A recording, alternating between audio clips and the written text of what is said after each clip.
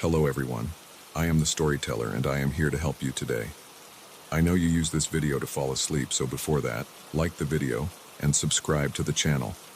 Also, where are you from and what time are you watching? Now get comfortable and relax. The headlights behind me hadn't moved for the last hour. At first I dismissed it as coincidence. After all, how many roads lead out of the city at 2 a.m.? But as the miles stretched on and the lights remained fixed in my rearview mirror, a chill began to creep up my spine. I gripped the steering wheel tighter, my knuckles turning white. The monotonous hum of the road had long since faded into the background, replaced by the thundering of my own heartbeat in my ears. I tried to focus on the road ahead, but my eyes kept darting back to the mirror, watching those unwavering lights. It had been a long day. I'd stayed late at the office, finishing up a project that couldn't wait until morning. By the time I left, the city streets were nearly empty, save for the occasional taxi or late-night reveler. I'd welcomed the quiet drive home, looking forward to crawling into bed and forgetting about deadlines and demanding clients. Now, as I sped down the highway, that solitude felt oppressive. The darkness pressed in on all sides, broken only by the glow of my dashboard and those persistent headlights behind me. I fumbled for the radio, desperate for some noise to fill the silence. Static crackled through the speakers, punctuated by fragments of late-night talk shows and country music. I left it on, preferring the disjointed chatter to the deafening quiet. I considered pulling over, letting the car pass me, but something held me back. What if they didn't pass? What if they stopped too? The thought sent a fresh wave of panic through me, and I pressed down harder on the accelerator.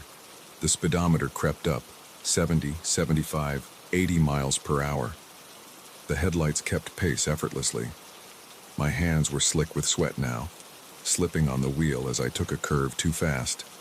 The tires squealed in protest, and for a heart-stopping moment, I thought I might lose control.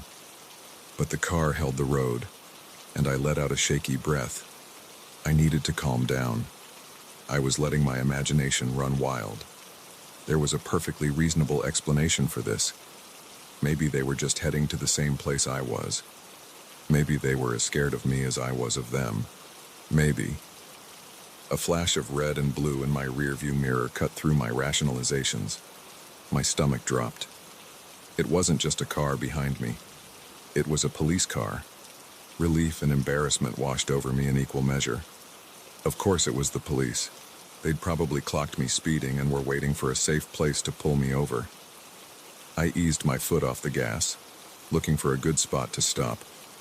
Up ahead, I saw a sign for a rest area. Perfect. I'd pull in there, take my ticket, and be on my way. This whole ordeal would make for a funny story tomorrow. The rest area was deserted when I pulled in, my tires crunching on the gravel. I parked near the entrance bus under the harsh glow of a flickering streetlight. In my mirror, I watched the police car pull in behind me, blocking my exit. I took a deep breath, reaching for my license and registration, but the police car door didn't open. The lights stayed on, casting eerie shadows across the empty lot. I waited, my heart rate picking up again. Why weren't they getting out? I turned in my seat, trying to get a better look. That's when I saw it. Or rather, didn't see it. There was no one in the driver's seat of the police car. The cab was empty. Ice flooded my veins. This wasn't possible. I blinked hard, sure I must be seeing things. But when I opened my eyes, the scene remained unchanged. An empty police car, lights flashing, blocking my only way out. My mind raced, trying to make sense of what I was seeing. Had the officer gotten out without me noticing? Were they approaching my car now? I scanned the area but saw no movement in the shadows. I reached for my phone with trembling hands, ready to call for help. But as the screen lit up, my heart sank. No signal. Of course, I was miles from anywhere, alone in a deserted rest stop with a ghost car. A sound to my left made me jump. I whipped my head around, searching for the source. There, at the edge of the light, I saw a figure. Tall, broad-shouldered, dressed in what looked like a police uniform. Relief flooded through me. There was an officer after all. This was all just a misunderstanding. I rolled down my window, ready to explain myself. But as the figure stepped closer, the words died in my throat. This was no police officer. The uniform was right, but everything else was wrong. The face was hidden in shadow, but I could see that the proportions were off. The arms were too long, the gait too jerky and unnatural. I fumbled for the window control, desperate to close it.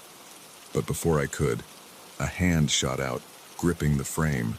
It was pale, almost translucent, with long fingers that ended in sharp, blackened nails.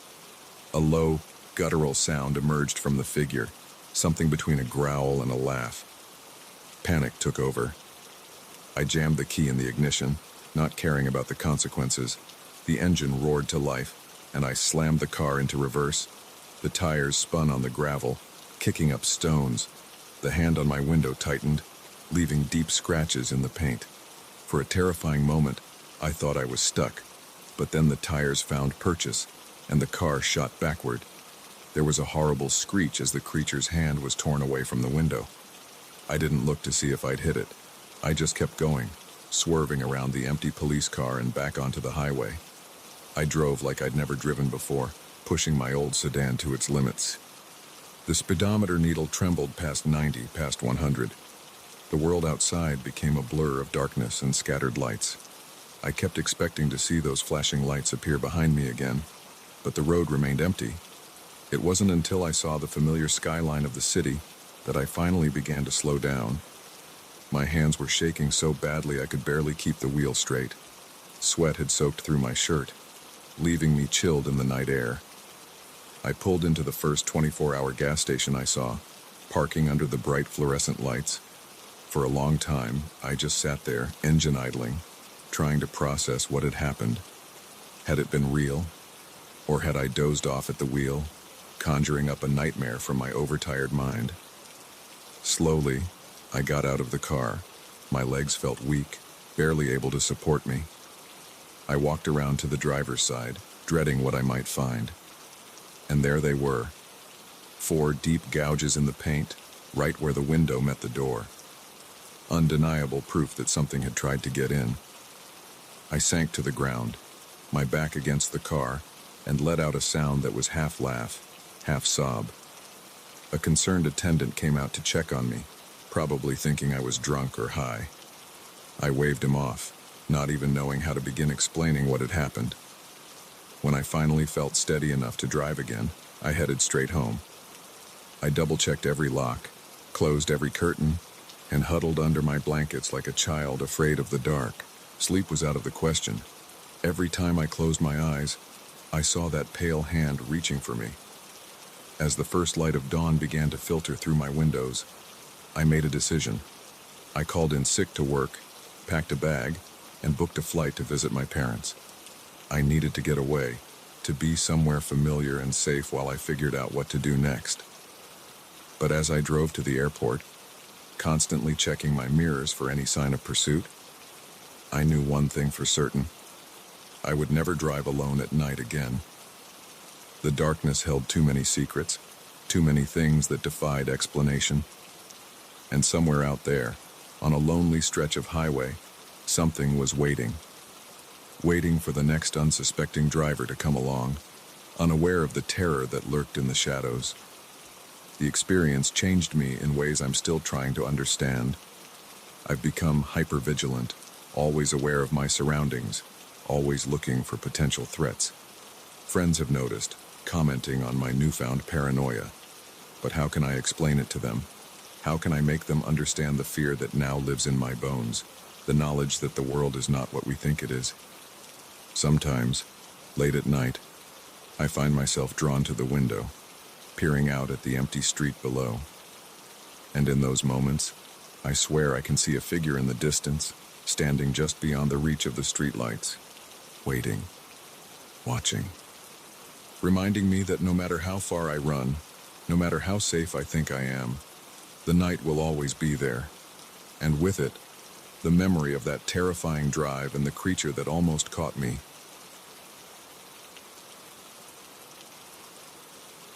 The forest had swallowed the trail an hour ago, but I kept pushing forward.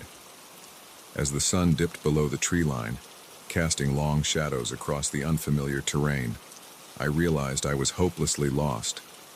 That's when I saw it, a flicker of light in the distance, promising shelter from the encroaching darkness. Little did I know, I was walking straight into a nightmare. My boots crunched on the carpet of pine needles as I made my way towards the light. The day had started so perfectly. Clear skies, a well-marked trail, and the promise of breathtaking views at the summit. I'd told myself this solo hike was just what I needed to clear my head after weeks of stress at work.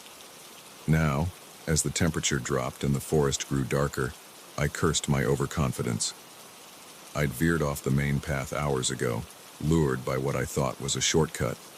By the time I realized my mistake, the familiar markers had disappeared, replaced by dense underbrush and towering trees that all looked the same in the fading light. My phone had lost signal long ago, the map app useless without a connection. I was on my own. The light grew stronger as I approached, and I could make out the shape of a small cabin nestled in a clearing. Relief flooded through me. Even if no one was home, it would provide shelter for the night. I could figure out my way back in the morning. As I drew closer, details emerged from the gloom. The cabin was old, its wooden walls weathered and gray. A small porch sagged slightly under the weight of years, but warm light spilled from the windows, and I could see smoke curling from the chimney. Someone was home. I paused at the edge of the clearing, suddenly hesitant. There was something off about the scene, though I couldn't put my finger on what. Maybe it was the absolute silence, no birds, no insects, not even the whisper of wind through the trees. Or maybe it was the way the light from the window seemed to flicker and dance, as if from a fire rather than electric bulbs. My survival instincts warred with my desperation for shelter. In the end, desperation won out. I took a deep breath and stepped into the clearing, making my way to the front door. The porch creaked ominously under my weight as I raised my hand to knock. Before my knuckles could touch the wood, the door swung open. A man stood there, backlit by the warm glow from inside. He was tall and lean, with a scraggly beard and piercing eyes that seemed to look right through me. "Well now," he said, his voice rough as if from disuse. "What brings you to our neck of the woods?" I swallowed hard, fighting down a surge of unease. "I'm sorry to bother you," I said, trying to keep my voice steady. "I got lost on the trail and saw your light. I was hoping I could use your phone to call for help, or maybe get directions back to the main road." The man's eyes narrowed slightly, but then his face broke into a wide grin. Of course. Can't leave a fellow traveler out in the cold. Come on in." He stepped back, gesturing for me to enter. I hesitated for a moment, then stepped over the threshold. The interior of the cabin was sparse but cozy, dominated by a large fireplace where flames danced merrily. A few pieces of rustic furniture were scattered around, and I could see a small kitchenette in one corner. "Have a seat," the man said, pointing to a worn armchair near the fire. "Warm yourself up. I'll see about that phone for you." I sank into the chair gratefully, feeling the heat from the fire chase away the chill that had settled into my bones. As the man disappeared into another room, I took the opportunity to look around more closely. Something felt off about the cabin's interior, but I couldn't quite put my finger on what. The furnishings looked old, almost antique, but well maintained. There were no personal touches, though, no photos, no knickknacks, nothing to suggest someone actually lived here. My eyes fell on a small table near the door. A collection of odd items was spread across its surface. A tarnished pocket watch, a handful of what looked like old coins, a smudged pair of glasses. They looked like the sort of things you'd find in the pockets of... A chill ran down my spine, one that had nothing to do with the cool night air outside. These were personal effects, but they didn't belong to the cabin's owner. They were trophies. The sound of footsteps made me turn. The man had returned, but he wasn't alone. Two other figures followed him into the room, both men with the same lean, hungry look as their companion. "No luck with the phone, I'm afraid," the first man said, his tone casual but his eyes sharp. "Seems the storm last week knocked out the lines. They haven't been repaired yet." I stood up slowly, my heart pounding. "That's okay," I said, fighting to keep my voice level. "If you could just point me in the direction of the main road, I'll be on my way." The three men exchanged glances, a silent communication passing between them. Then the first man spoke again, his voice dropping to a low growl. "Now why would we do that? It's been so long since we've had a guest." I backed away, looking frantically for an escape route, but they had positioned themselves between me and the door. I was trapped. "What do you want?" I asked, hating the tremor in my voice. The man's grin widened, revealing teeth that seemed too sharp, too numerous. "Why, we want you to stay, of course, forever." They moved with inhuman speed, closing the distance between us in the blink of an eye. I lashed out blindly, my fist connecting with one man's jaw. He stumbled back, more surprised than hurt, and I used the moment of confusion to make a break for it. I dove past them, yanking the door open and plunging into the night. Behind me, I could hear shouts of anger, followed by the sound of pursuit. I ran like I'd never run before, branches whipping at my face, roots threatening to trip me with every step. I had no idea where I was going, no plan beyond putting as much distance between myself and that cabin as possible. The forest was pitch black now, the trees looming like silent sentinels on all sides. More than once I stumbled, only to scramble back to my feet and keep running. The sounds of pursuit grew fainter, but I didn't slow down. My lungs burned, my legs ached, but terror kept me moving. I ran until I couldn't run anymore, finally collapsing against a tree, gulping in great lungfuls of air. As my racing heart began to slow, I strained my ears for any sign that I was still being followed. The forest was silent, save for the pounding of blood in my ears. Had I lost them, or were they out there still, watching, waiting? I stayed there for what felt like hours, too afraid to move, too afraid to make a sound. Gradually, the adrenaline began to wear off, leaving me exhausted and shivering in the cool night air. I knew I couldn't stay here. I had to keep moving, had to find my way out of this forest before they found me again. With aching muscles protesting every movement, I pushed myself to my feet. The sky had begun to lighten, the first gray hints of dawn breaking through the canopy above. With the growing light came a surge of hope. I could do this. I could survive this. I picked a direction at random and started walking, keeping my ears tuned for any sound of pursuit. As I walked, my mind raced, trying to make sense of what had happened. Who were those men? What did they want with me? The questions tumbled over each other, each more terrifying than the last. It was mid-morning when I finally broke free of the tree line, stumbling onto a paved road. I nearly wept with relief at the sight. A passing motorist took pity on me, giving me a ride to the nearest town where I immediately went to the police. They listened to my story with skeptical expressions, but agreed to send a team to investigate the cabin. They came back empty-handed.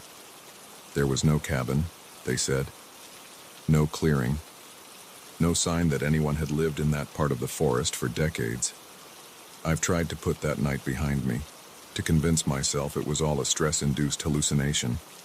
But sometimes, when I close my eyes, I can still see those men, still hear their voices, still feel the terror of being hunted through the dark forest. And sometimes, when I look in the mirror, I swear I can see something in my eyes. Something hungry, something that doesn't belong. And I wonder, did I really escape that night? Or did a part of me stay behind in that cabin, replaced by something else? Something that followed me home from those dark woods. I don't go hiking anymore. I avoid forests altogether. But no matter how far I run, no matter how brightly lit the city streets are, I can't shake the feeling that somewhere out there, In the depths of the wilderness, 3 men are waiting. Waiting for me to lose my way again. Waiting to welcome me home.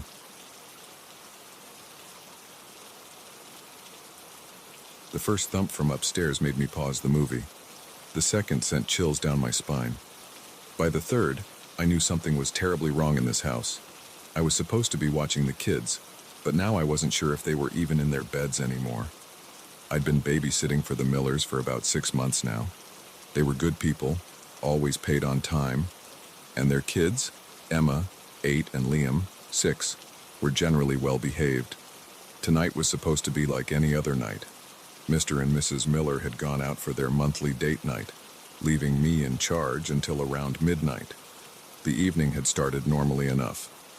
I'd made mac and cheese for dinner, the kids' favorite, supervised bath time, and then tucked them into bed with a story. By 9 p.m., the house was quiet, and I'd settled onto the couch with some homework and the TV for background noise. That's when I heard it, a soft thump from upstairs, like something heavy falling onto carpet. I muted the TV, listening intently. For a few moments, there was nothing but silence. I was about to chalk it up to my imagination when I heard it again, louder this time. My heart began to race. It could be nothing, I told myself. Maybe one of the kids had gotten up to use the bathroom, or perhaps it was just the house settling.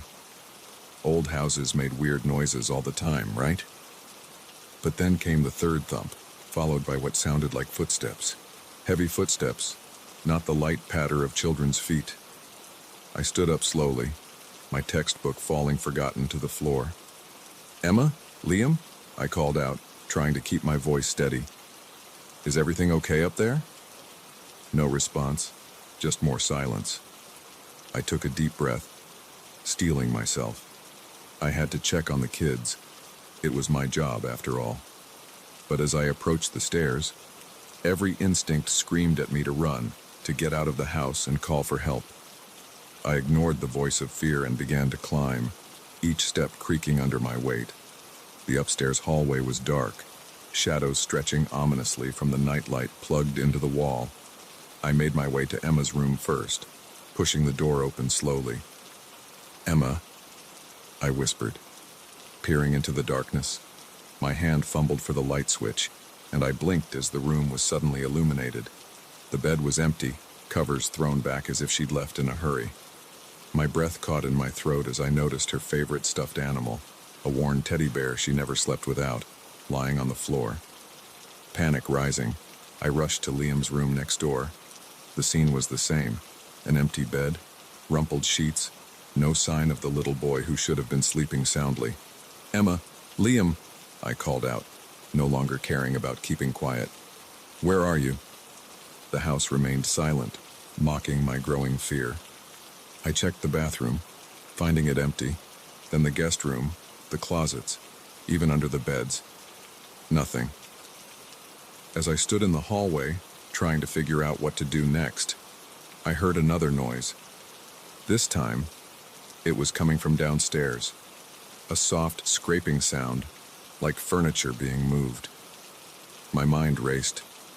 Had someone broken in and taken the kids? Were they still in the house? Should I call the police? What would I tell the Millers? I crept back downstairs, my phone clutched tightly in my hand, 911 pre-dialed and ready to call. The scraping sound had stopped, but now I could hear something else. A low, rhythmic humming. It was coming from the kitchen. I inched closer, my heart pounding so loudly I was sure whoever was in there would hear it. As I reached the doorway, I took a deep breath and peered around the corner. What I saw made my blood run cold. Emma and Liam were there, but they weren't alone. They stood hand in hand with a figure I can only describe as wrong. It was tall, impossibly tall, its head nearly brushing the ceiling. Its limbs were too long, too thin, bending at odd angles. And its face, God, its face, where features should have been, there was only smooth, pale skin, interrupted by a wide, tooth-filled grin that stretched from ear to ear. The creature was swaying gently, humming that eerie tune, and the children swayed with it, their eyes glassy and unfocused.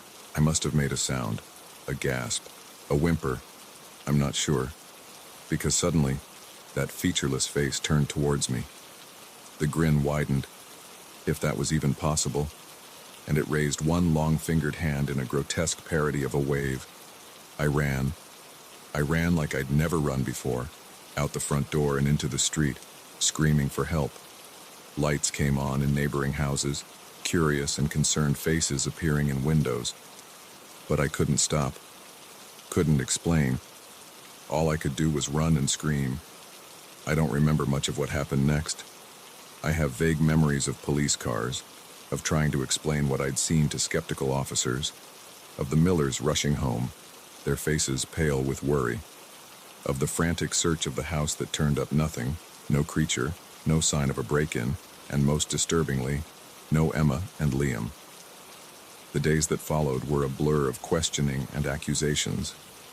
The police suspected me at first, the babysitter who conveniently lost the kids she was supposed to be watching.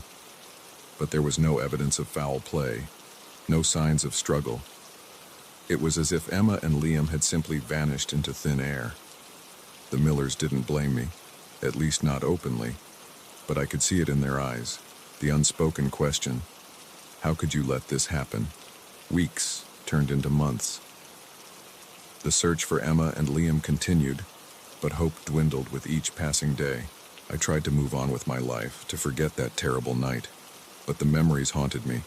The sound of that humming, the sight of that grinning, featureless face, they followed me into my dreams, turning them into nightmares. I stopped babysitting. I couldn't bear the thought of being responsible for someone else's children, not after what had happened. I threw myself into my studies, trying to drown out the guilt and fear with academic pursuits. But late at night, when the house was quiet and the shadows grew long, I'd find myself listening for that soft thump, that eerie hum, wondering if the creature would come for me next.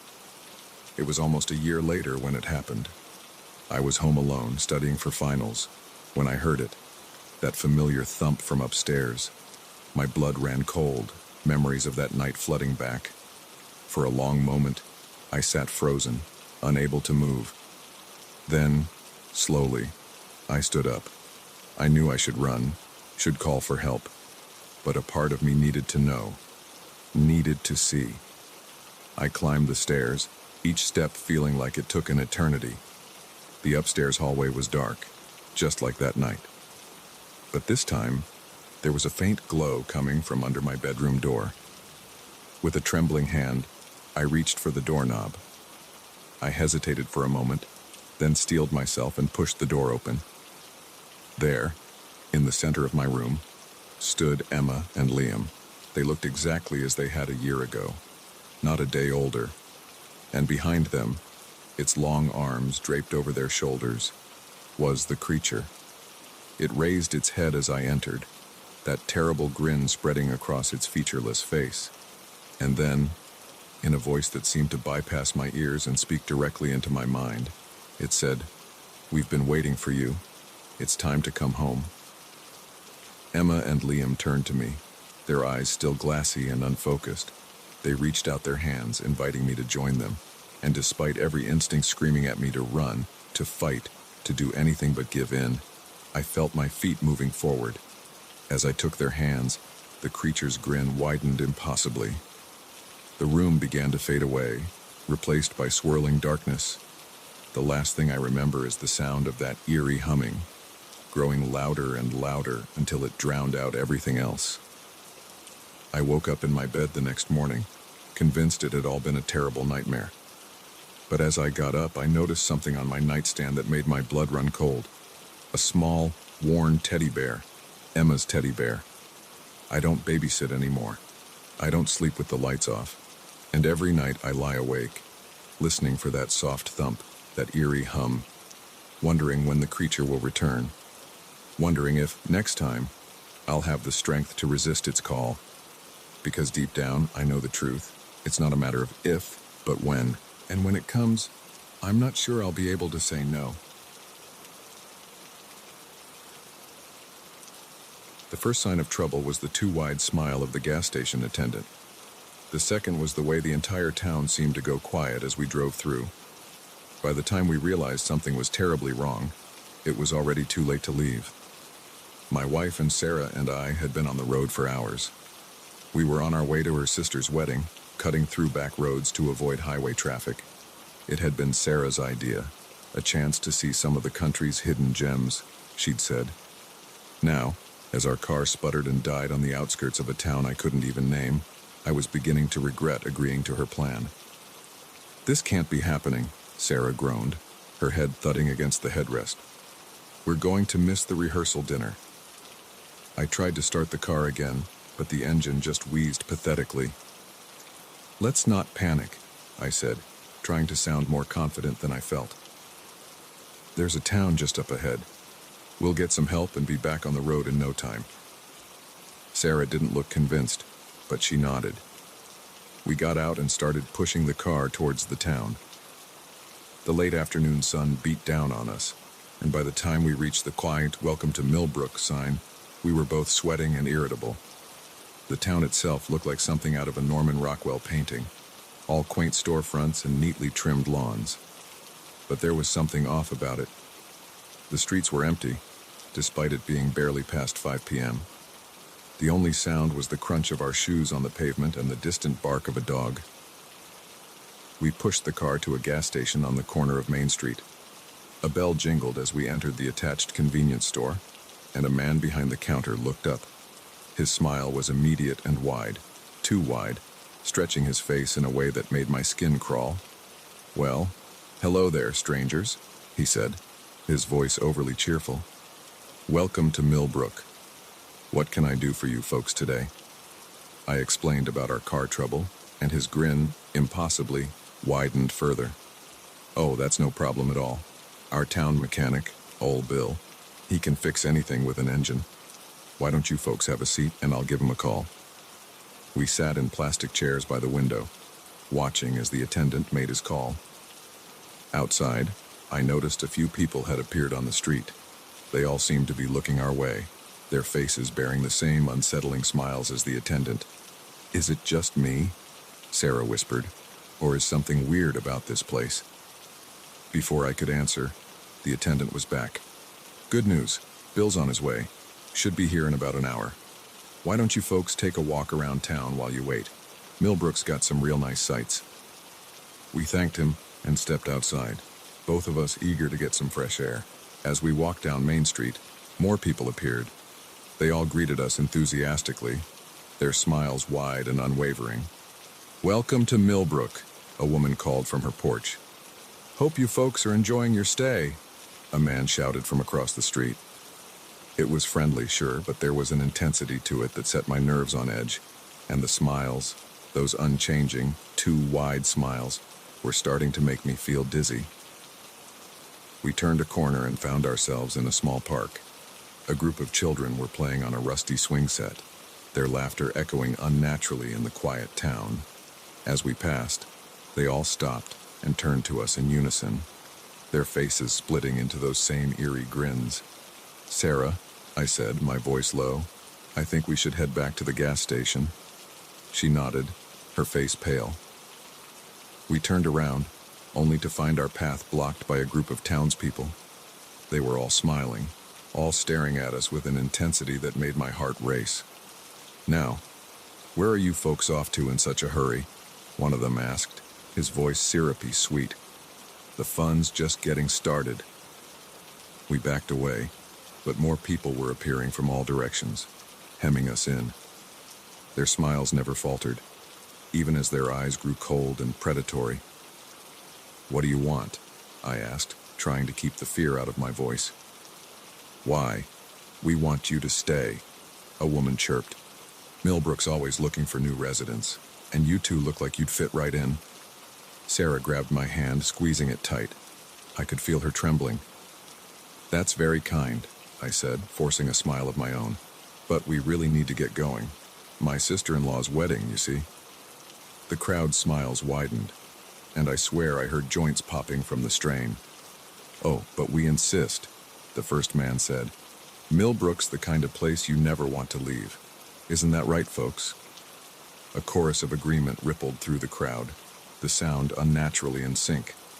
They began to move closer, their hands outstretched as if to grab us. Panic surged through me. I grabbed Sarah's arm and yelled, "Run!" We took off, pushing through the crowd, hands grasped at our clothes, trying to hold us back, but somehow we broke free. We ran down unfamiliar streets, the sound of pursuit close behind. The entire town seemed to have come alive, all of them chasing us with those horrible, unchanging smiles. We turned a corner and found ourselves back on Main Street. Our car was still at the gas station, and to my shock, it looked like it had been fixed. The hood was closed, and I could see the keys in the ignition. "The car," Sarah gasped. "We can make it." We sprinted towards it, the sounds of the townspeople growing closer. Just as we reached the car, a hand grabbed my shoulder. I turned to see the gas station attendant, his smile now a rictus of fury. "Now that's not very neighborly," he snarled, trying to leave without saying goodbye. I shoved him away and dove into the driver's seat. Sarah was already in, slamming her door shut. I turned the key and the engine roared to life. The townspeople had surrounded the car, their hands beating against the windows, those terrible smiles still plastered on their faces. I threw the car into reverse, not caring if I hit anyone. They fell back as I peeled out of the gas station and onto the road. In the rearview mirror, I could see them standing in the middle of the street, watching us go. Their smiles never faltered, even as they grew smaller in the distance. We drove in silence for a long time, both of us too shaken to speak. It wasn't until we passed a sign welcoming us to the next county that Sarah finally spoke. What was that place?" she asked, her voice barely above a whisper. I shook my head, my hands still gripping the steering wheel tightly. "I don't know, and I don't ever want to find out." We made it to her sister's wedding, arriving just as the rehearsal dinner was wrapping up. We made excuses about car trouble, leaving out the details of our experience in Millbrook. Who would believe us anyway? But in the weeks and months that followed, I couldn't shake the memory of those smiles. I'd wake up in a cold sweat, the echo of their two cheerful voices ringing in my ears. Sarah and I would avoid talking about it, but I could see in her eyes that she was haunted by it too. We never took back roads again, sticking to main highways no matter how bad the traffic. And whenever we passed a small town, I'd feel my heart rate pick up, half expecting to see those wide, unnatural smiles greeting us. Sometimes, late at night, I find myself wondering about Millbrook. Is it still there, waiting for unsuspecting travelers? Are there others trapped behind those smiling faces, silently screaming for help? Or was it all some kind of shared hallucination, brought on by heat and stress? But then I'll catch a glimpse of someone smiling just a bit too widely, or hear a laugh that sounds just a little too cheerful, and I'll feel that same panic rising in my chest. And I'll know, deep in my bones, that what we experienced was real. That somewhere out there in the hidden corners of the country, Millbrook is waiting with open arms and wide, unchanging smiles, ready to welcome its next new residents. And I'll drive a little faster, eyes fixed firmly on the road ahead, trying to outrun the memory of a town where everyone smiles, but no one is happy.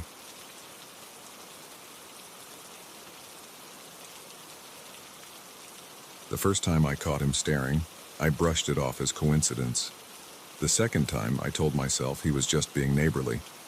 But by the third time, when I found my favorite mug in the wrong cabinet, I knew something was terribly wrong with the man who had moved in next door. It all started on a crisp autumn morning, the kind where the air smells of fallen leaves and possibility. I was lugging groceries up to my third-floor apartment when I first saw him. He was standing in the doorway of the unit across the hall, watching me struggle with my bags. I offered a polite smile, which he returned after a beat too long. "Just moved in?" I asked, fumbling for my keys. He nodded, his eyes never leaving my face. "Yesterday, I'm Michael." "Nice to meet you, Michael. I'm Emma," I replied, finally managing to unlock my door. "Welcome to the building." He just stood there, staring, until I closed the door behind me. I chalked it up to social awkwardness and thought nothing more of it. Over the next few weeks, I kept running into Michael. He always seemed to be in the hallway when I left for work or came home. At first, I tried to be friendly, making small talk about the weather or complaining about the temperamental elevator, but his responses were always short, his gaze intense and unwavering. Then I started noticing him outside the building. I'd catch glimpses of him across the street when I went for my morning run. He'd be at the coffee shop where I worked on my laptop on weekends. Once, I even spotted him at the grocery store, lurking at the end of the aisle as I picked out cereal. I told myself I was being paranoid. New York was a big city, but neighborhoods could feel small. It was probably just coincidence that we kept crossing paths. Besides, Michael had never done anything threatening. He was just there. Always there. But then things in my apartment started to change. Little things at first. A book out of place on the shelf. A window I could have sworn I'd closed left open an inch. I blamed it on absent-mindedness, on the stress of my job and the late nights I'd been pulling to finish a big project. The mug was what finally convinced me something was wrong. It was my favorite, a handmade pottery piece my sister had given me for my birthday. I always kept it in the cabinet right above the coffee maker, but one morning, I opened that cabinet and it wasn't there. I found it 2 cabinets over, nestled between plates I rarely used. My hands shook as I made my coffee that morning. There was no way I had put it there. No way I could have been that distracted, which meant someone else had been in my apartment. And I had a sinking feeling I knew who it was. I started taking precautions. I changed the locks, installed a security camera in my living room, and asked the building manager to check if anyone had requested access to my apartment. She assured me no one had, but the uneasy feeling in my stomach didn't go away. The camera footage showed nothing out of the ordinary, but items kept moving around my apartment. My throw pillows would be arranged differently when I came home. The books on my nightstand would be in a new order. Once, I even found a shirt I'd never seen before mixed in with my laundry. I became a nervous wreck. I couldn't sleep, jumping at every creak and groan of the old building. I started staying late at work, dreading the moment I'd have to return home. My friends noticed the change in me, but how could I explain? I had no proof, just a growing certainty that my neighbor was somehow getting into my apartment and... what? Moving things around, watching me sleep. The possibilities were terrifying. One night, about 2 months after Michael had moved in, I woke up to a noise in my living room.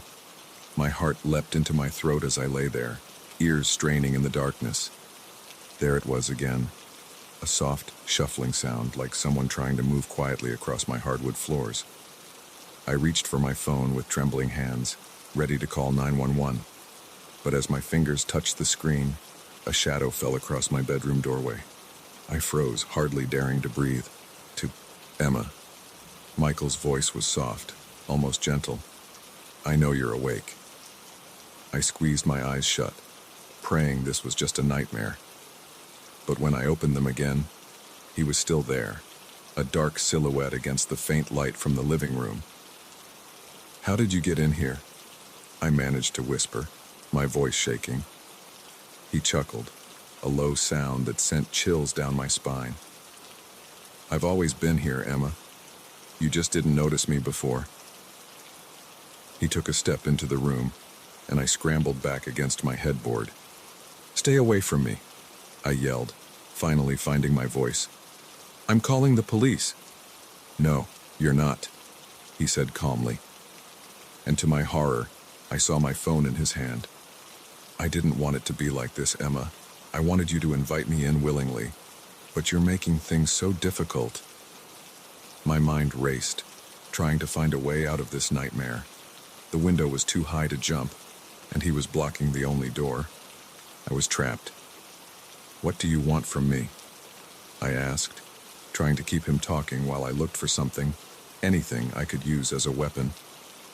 Michael took another step closer, and in the dim light, I could see his face. His eyes were wide, feverish, his smile too wide and full of teeth. I want us to be together, Emma. I've watched you for so long. I know everything about you. Your hopes, your fears, your dreams. We're perfect for each other. Can't you see that? I shook my head, tears streaming down my face. You don't know me. You're sick, Michael. You need help. His face darkened, the smile twisting into something ugly. I'm not sick, he snarled. I love you. Why can't you understand that? He lunged forward, hands outstretched. I screamed and rolled off the bed, narrowly avoiding his grasp. I ran for the door, but he was faster, grabbing my arm and yanking me back. We struggled, crashing into my dresser. I felt something sharp against my hand and grabbed it without thinking, a pair of scissors I'd left out. I swung blindly, feeling the blade connect with something soft. Michael let out a howl of pain and stumbled back. I didn't wait to see how badly I'd hurt him. I ran out of the bedroom, through the living room, and into the hallway. I pounded on doors, screaming for help. Lights came on, doors opened. My neighbors emerged, confused and alarmed. Someone was calling the police. I collapsed in the hallway, shaking and sobbing. The police arrived quickly. They found Michael in my apartment, bleeding from a cut on his arm. As they led him away in handcuffs, he kept calling my name, telling me he loved me, that we were meant to be together. The aftermath was a blur of police statements and victim support services. I learned that Michael had been stalking women for years, moving from city to city when things got too hot. He'd chosen me as his latest obsession, but I was the first to fight back. I couldn't stay in that apartment after what happened. I moved, changed jobs, even changed my name. But the fear lingered. For months, I'd wake up in the middle of the night, certain I could hear footsteps in my living room. I'd check and double-check my locks, jump at unexpected noises, and flinch when strangers got too close. It's been 2 years now. I'm doing better, thanks to therapy and a support group for survivors of stalking. But I'll never forget the terror of that night, the feeling of violation knowing someone had been in my space, watching me when I thought I was alone. Sometimes, when I'm walking down the street or sitting in a cafe, I'll catch someone looking at me. It's probably innocent, just a curious glance or a friendly smile. But for a moment, I'm back in that apartment, with Michael's eyes boring into me. And I'll hurry home, lock my doors, and remind myself that I'm safe now, that he can't hurt me anymore. But late at night, in the quiet darkness of my new apartment, I still wonder, how long had he really been watching me? How much did he see? And most chillingly of all, is there someone else out there, watching me even now, waiting for their chance to make me their obsession?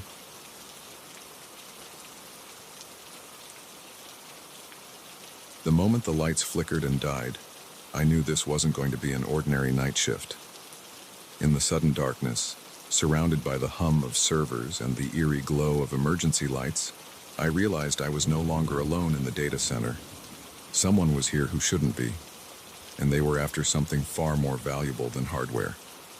I'd been working the night shift at Centex Data Solutions for about 6 months. It was a cushy gig, most nights. Monitor the systems, run some routine maintenance, and occasionally restart a server that decided to throw a tantrum. The pay was good, the hours suited my night owl tendencies, and the solitude gave me time to work on my side projects. That night started like any other.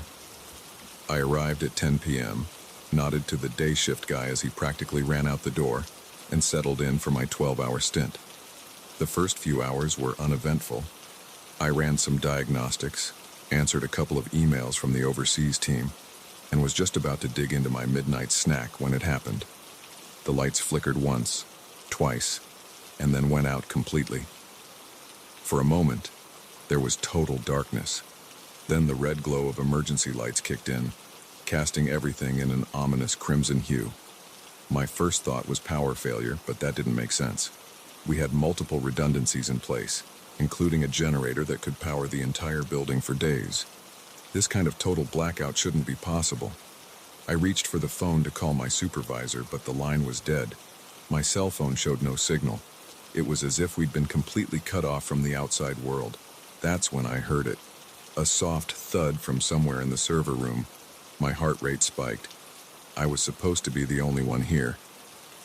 "Hello," I called out, trying to keep my voice steady. "Is someone there?" No response, but I could have sworn I heard the shuffle of feet. I grabbed a flashlight from my desk and slowly made my way into the maze of server racks. The beam of light cut through the red-tinged darkness, illuminating rows upon rows of blinking lights and humming machines. "This is a secure facility," I said, louder this time. "If someone's in here, you need to identify yourself immediately." Again, no response. But as I rounded a corner, I caught a glimpse of movement out of the corner of my eye. Someone ducking behind a server rack. My palms were sweaty now, the flashlight slippery in my grip. I should leave, I thought. Call the police. But with the phones down, I had no way to contact anyone. And if these intruders were after what I thought they were, I couldn't just walk away. I crept forward, every sense on high alert. The constant hum of the servers, usually background noise to me, now seemed deafening. I strained to hear any sound that might give away the intruders' positions. As I neared the back of the room, where our most sensitive servers were kept, I heard voices, low, urgent whispers that I couldn't quite make out. I killed my flashlight and pressed myself against a server rack, inching closer. "Faster," one voice hissed. "We don't have much time." "I'm working as fast as I can," another replied. "This encryption is state-of-the-art. It's not like cracking your grandma's Facebook password." I peered around the corner and my blood ran cold. Two figures hunched over a laptop, which was connected directly to one of our most secure servers. They were dressed all in black, faces obscured by ski masks. This was bad, really bad. That server contained some of our clients' most sensitive data, trade secrets, financial records, personal information, the kind of stuff that could ruin lives and topple companies if it fell into the wrong hands. I had to do something. But what? I was no action hero.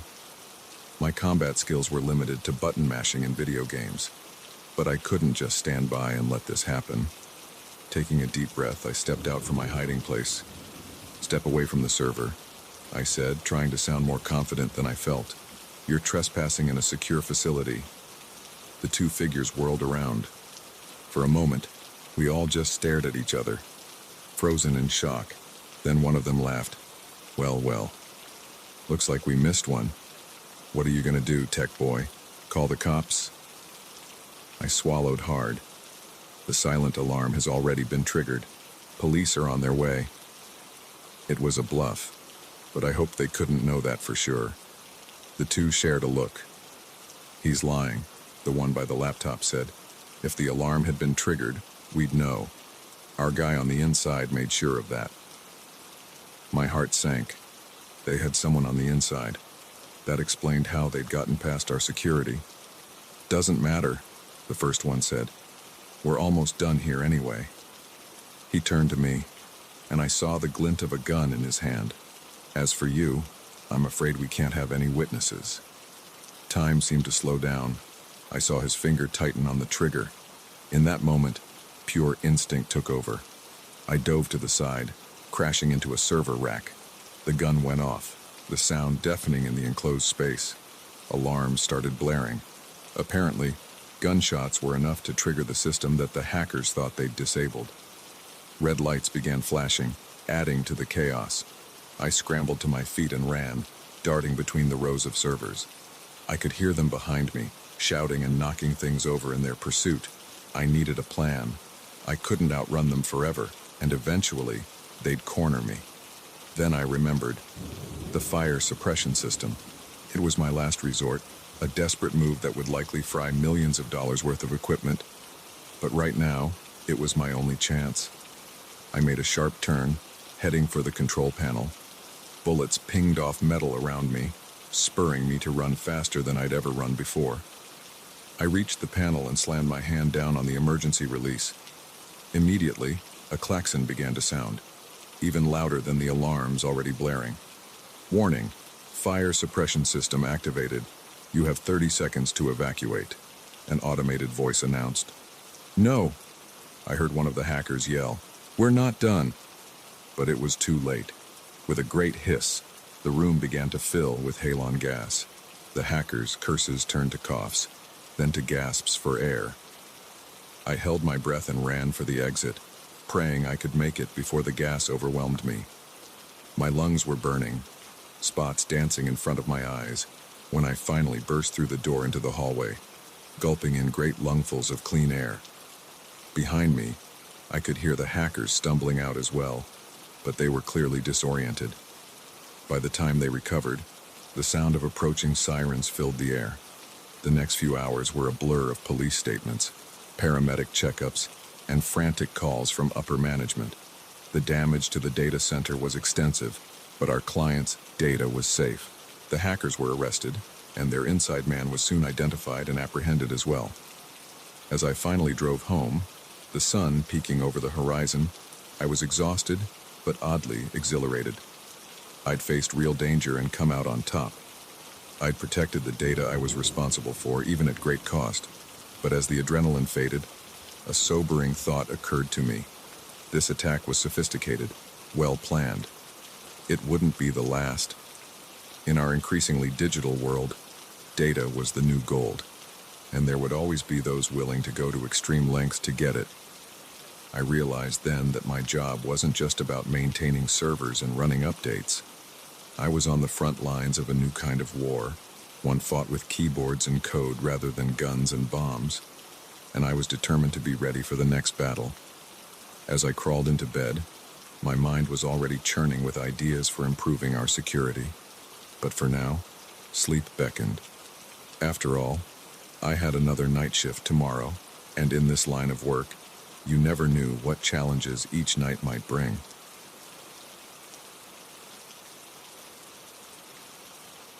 The first growl echoed through the cave, freezing us all in place. The second made our blood run cold. By the third, we knew with terrifying certainty that we weren't alone in this dark, underground maze. And whatever was in here with us, it was hungry. It was supposed to be a simple day hike, a chance for me and my 3 closest friends to escape the city and enjoy some fresh air. Jake, our self-proclaimed wilderness expert, had heard about a little-known trail that led to some spectacular views. Sarah, always up for an adventure, jumped at the idea. Mike and I were more hesitant, but we eventually gave in to their enthusiasm. The hike started off great. The weather was perfect, cool and crisp with a light breeze. We laughed, shared stories, and marveled at the beauty of nature around us. But as the hours wore on, the trail became less defined. Jake assured us we were going the right way, but I could see the uncertainty in his eyes. By late afternoon, we had to admit it. We were lost. The sun was sinking lower in the sky, and the temperature was dropping rapidly. That's when Sarah spotted the cave entrance, half hidden behind a cluster of boulders. We should stay there for the night, she suggested. It'll shelter us from the wind, and we can figure out our way back in the morning. None of us liked the idea much, but with darkness approaching and no better options, we reluctantly agreed. The cave entrance was narrow, forcing us to go in single file. I went last, casting one final glance at the fading daylight before ducking into the darkness. The interior of the cave opened up into a larger chamber. Our flashlights cast eerie shadows on the rough stone walls. Water dripped somewhere in the distance, the sound echoing ominously. Well, this is cozy, Mike said, his attempt at humor falling flat in the oppressive atmosphere. We set up our makeshift camp, spreading out sleeping bags and dividing up the meager rations we had left. No one felt much like talking. The weight of our situation, lost in a cave with limited supplies, was starting to sink in. I was just about to suggest we try to get some sleep when we heard it. A low, rumbling growl that seemed to come from the very walls of the cave. We all froze, eyes wide in the dim light of our flashlights. "What was that?" Sarah whispered, her voice trembling. "Probably just the wind," Jake said, but he didn't sound convinced. Then we heard it again, louder this time. and closer. "That's not the wind," Mike said, scrambling to his feet. "We need to get out of here." But as we turned towards the entrance, another growl came from that direction. Whatever it was between us and our only way out. "There's got to be another way," I said, trying to keep my voice steady. "Caves like this often have multiple chambers. Maybe we can find another exit." It wasn't much of a plan, but it was all we had. We quickly packed up our things, hands shaking as we stuffed sleeping bags into backpacks. The growls were getting more frequent now, interspersed with the sound of something large moving in the darkness. We moved deeper into the cave, our flashlights providing meager illumination in the pitch black. The passage narrowed, then widened again into another chamber, but this one wasn't empty. Our lights fell on a pile of bones in the corner. Some were clearly animal, but others looked disturbingly human. Sarah let out a choked sob. Oh God, what is this place?" As if in answer, a roar shook the cave, so loud it made my ears ring. And then we saw it. It emerged from a shadowy crevice, a creature that shouldn't exist. It was massive, easily 7 feet tall, with a body that seemed to be a nightmarish blend of bear and something almost human. Its eyes reflected our flashlight beams, glowing an eerie yellow. Saliva dripped from jaws filled with teeth as long as my fingers. For a moment, we all stood frozen in terror. Then Jake shouted, "Run!" And we all snapped into action. We bolted down a side passage, the creature's roars and the sound of its massive body scraping against stone close behind. We ran blindly, taking turns at random, driven by pure terror. I don't know how long we ran. Time seemed to lose all meaning in the darkness. But eventually, we found ourselves in a small chamber with no other exits. We were trapped. The creature's growls grew closer. We pressed ourselves against the far wall, flashlights pointed at the entrance.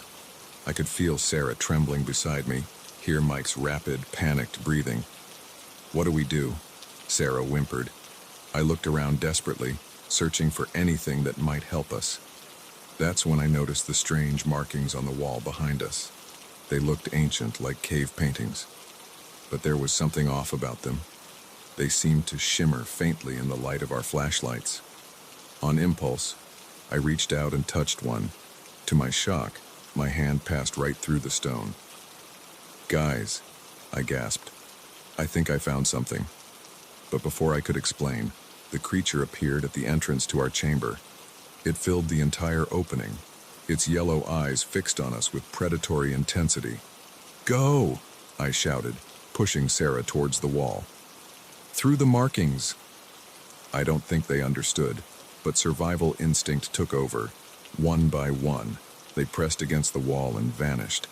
I could hear the creature's enraged roar as it realized its prey was escaping. Just as I felt its hot breath on my neck, I threw myself at the wall. There was a moment of vertigo, a sensation of falling, and then I was tumbling onto soft grass under an open sky. I looked up to see Sarah, Mike, and Jake staring at me with wide eyes. Behind us was a sheer rock face, no sign of a cave entrance, just those same strange, shimmering markings. We were safe, somehow transported out of the cave and back to the surface. But as the adrenaline faded and relief set in, new questions arose. What was that creature? How had we traveled through solid rock? And most troublingly, how many other hikers had stumbled into that cave, never to return? We made our way back to civilization in a daze. Our story met with disbelief by the park rangers. They searched the area we described, but found no cave, no monster. Just those strange markings, which they dismissed as ordinary rock formations. In the months that followed, we tried to move on with our lives, but the memory of that night in the cave haunted us. We'd seen something that defied explanation, experienced something that challenged everything we thought we knew about reality. I found myself researching cryptozoology, cave systems, even quantum physics, searching for any explanation for what we'd encountered. Sarah threw herself into her work, while Mike turned to religion, finding comfort in faith. Jake, ironically, swore off the outdoors entirely. We don't talk about that night much anymore. It's too unbelievable, too terrifying to put into words. But sometimes, when I'm alone in the dark, I swear I can hear a distant growl, and I wonder about that creature, still lurking in its underground lair, waiting for its next unsuspecting victims. And I think about those markings, that impossible portal that saved our lives. What were they? Who put them there? Are there others, scattered around the world, waiting to be discovered? I don't have answers, but I know one thing for certain. The next time someone suggests a hike to see some spectacular views, I'm staying home. Some adventures, it turns out, are better left unexplored.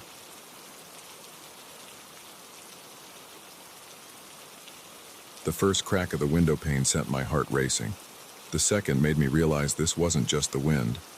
By the third, I knew with sickening certainty that someone was trying to break in, and I was alone in a house miles from help. I never should have agreed to house sit for my aunt. Sure, her place was beautiful, a sprawling country home nestled in the rolling hills of Vermont. But it was also isolated, the nearest neighbor a good mile down the winding dirt road. When she'd asked me to stay for a week while she was on vacation, I jumped at the chance for a quiet getaway. Now, as I heard the sound of shattering glass downstairs, I was regretting my decision with every fiber of my being. The day had started normally enough. I'd woken up late, enjoying the luxury of sleeping in without an alarm. I'd made myself a leisurely breakfast, then settled on the porch with a book, basking in the warm summer sun. As evening approached, I'd come inside and made dinner, then curled up on the couch to watch a movie. That's when I'd heard it, a soft thud from outside. I'd paused the movie, listening intently. For a moment, there was nothing but silence. Then another thud, followed by the sound of footsteps on the porch. My first thought was that my aunt had come home early, but as I approached the front door, I saw a shadow move past the window, a figure much larger than my petite aunt. That's when the first crack of glass sent me scrambling back. Now, huddled in the upstairs guest room, I could hear them moving around downstairs. The heavy tread of boots on hardwood, the crash of something being knocked over. My hands shook as I fumbled with my phone, trying to dial 911.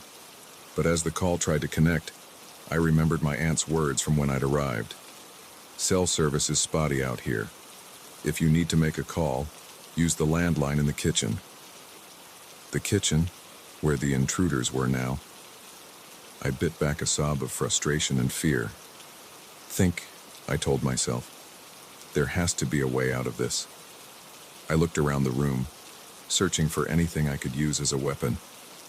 My eyes fell on a heavy brass lamp on the bedside table. It wasn't much, but it was better than nothing. I unplugged it, gripping it tightly as I crept towards the door. The hallway was dark, the only light coming from downstairs. I could hear them talking now, their voices low and gruff. "Check upstairs," one of them said. "Make sure we're alone." My heart leapt into my throat. I looked around frantically, spotting a linen closet at the end of the hall. Without thinking, I darted towards it, slipping inside just as I heard footsteps on the stairs. Through a crack in the door, I watched as a man passed by. He was tall and broad-shouldered, dressed all in black. In his hand, he held a crowbar. I held my breath, praying he wouldn't check the closet. He moved from room to room, his boots heavy on the wooden floor. I could hear him rifling through drawers, opening closets. He was getting closer. Just as I thought he was about to discover my hiding place, a shout came from downstairs. "Hey, I found something." The man turned and hurried back down the stairs. I let out a shaky breath, my legs trembling so badly I had to lean against the wall for support. I knew I couldn't stay in the closet forever. Sooner or later, they'd find me. I had to get out of the house. Clutching the lamp, I eased the closet door open. The hallway was empty. I crept towards the stairs, straining my ears for any sound of movement below. I could hear them in what sounded like my aunt's study. They were arguing about something, their voices rising in frustration. This was my chance. I took a deep breath and started down the stairs. wincing at every creak of the old wood. My heart was pounding so loudly I was sure they must be able to hear it. I made it to the bottom of the stairs and paused, listening. They were still in the study. The front door was just a few feet away. If I could make it there, I took a step forward, then another. The door was so close. Just a few more steps. Suddenly, a floorboard creaked loudly under my foot. The voices in the study stopped abruptly. "What was that?" one of them asked. Panic surged through me.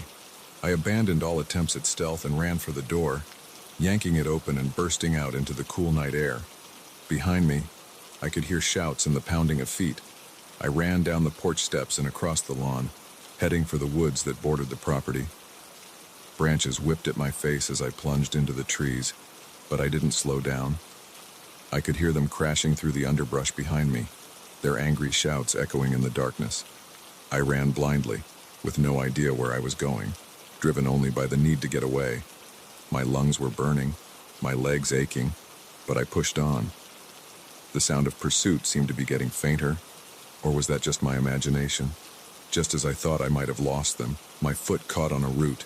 I went down hard, the lamp flying from my hand. For a moment, I lay there, dazed and winded. Then I heard it, voices. Closer now. They were coming. I struggled to my feet, looking around desperately for somewhere to hide. That's when I saw it. A large, hollow log a few feet away. Without hesitation, I dove into it, curling up as small as I could make myself. From my hiding place, I watched as flashlight beams swept across the forest floor. I could see their feet moving past, hear their angry muttering. Where'd she go? She can't have gotten far. Keep looking. I held my breath, pressing myself further into the log. Please don't let them find me. Minutes passed like hours. I could hear them moving around, searching. More than once, a beam of light passed over my hiding place, and I was sure I'd been discovered. But each time, they moved on. Finally, after what felt like an eternity, I heard one of them say, "Forget it. She's long gone. Let's get out of here before someone shows up." Their footsteps receded, and soon the forest was quiet once more. But I didn't move. I was too scared, too unsure if it was really over. I don't know how long I stayed in that log. Hours, probably. The sky was starting to lighten when I finally gathered the courage to crawl out. My whole body ached, and I was covered in dirt and scratches. But I was alive. Somehow, I'd survived. I made my way back to the house cautiously, half expecting the intruders to jump out at any moment. But the place was quiet. The front door stood open, and inside, I could see evidence of their search. Drawers pulled out, items strewn across the floor. With shaking hands, I picked up the landline and called the police. They arrived quickly, lights flashing and sirens blaring. I gave my statement in a daze, still not quite believing what had happened.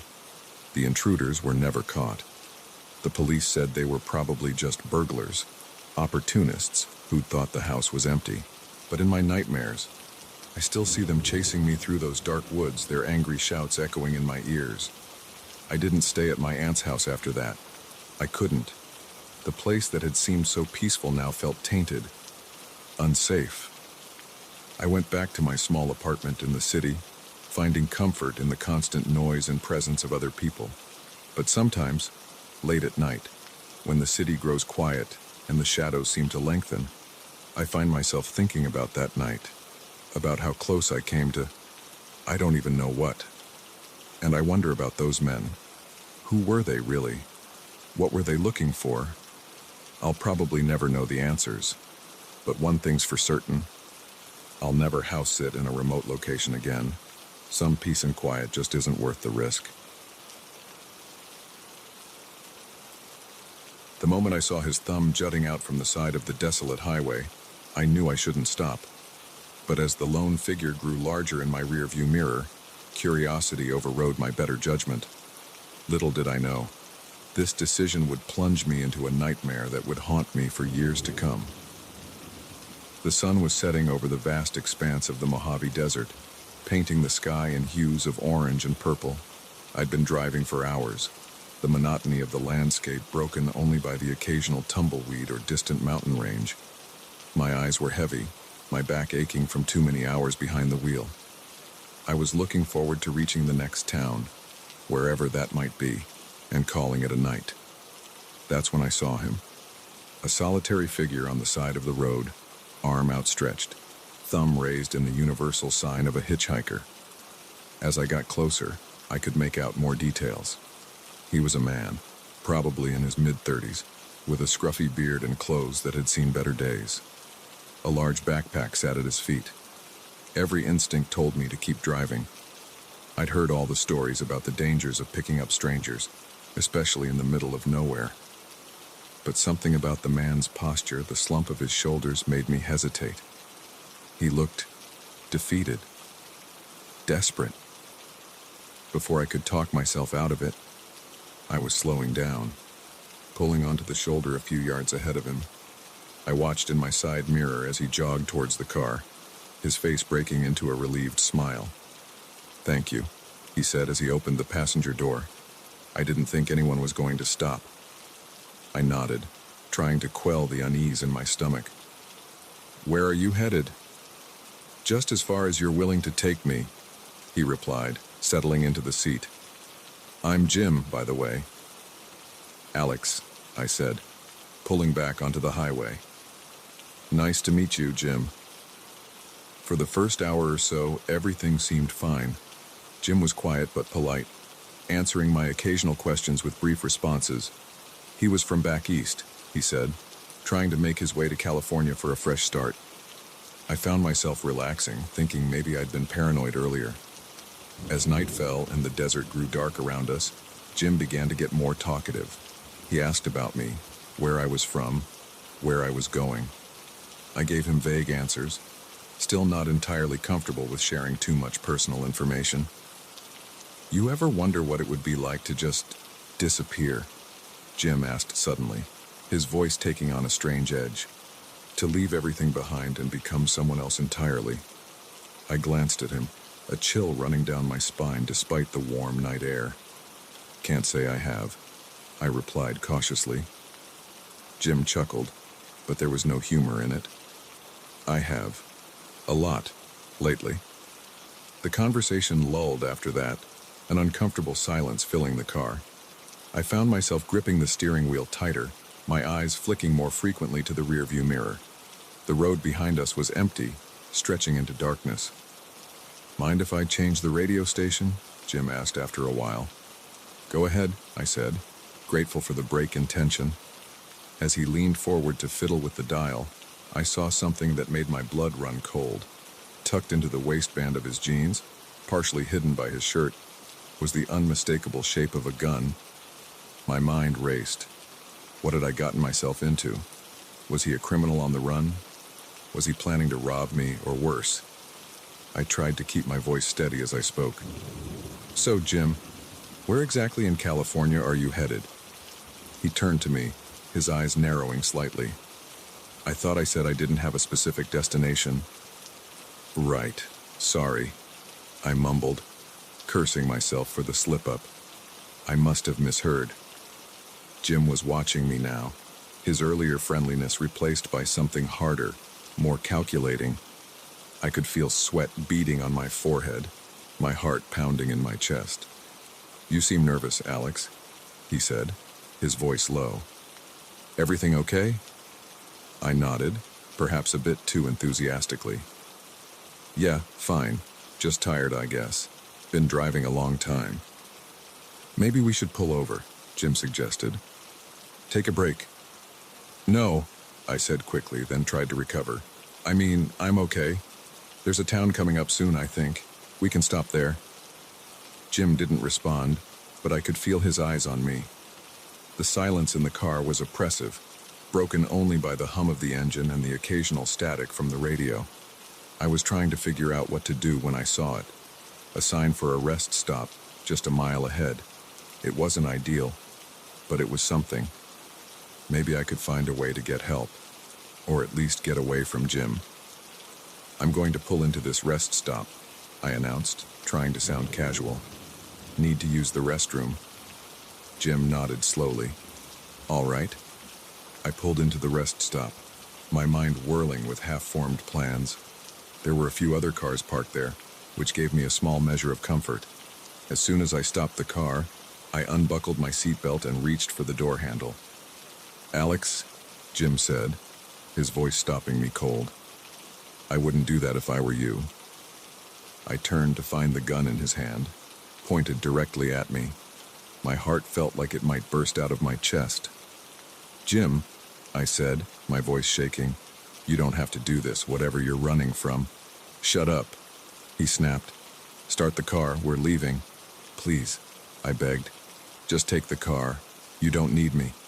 His laugh was cold, humorless. "Oh, but I do.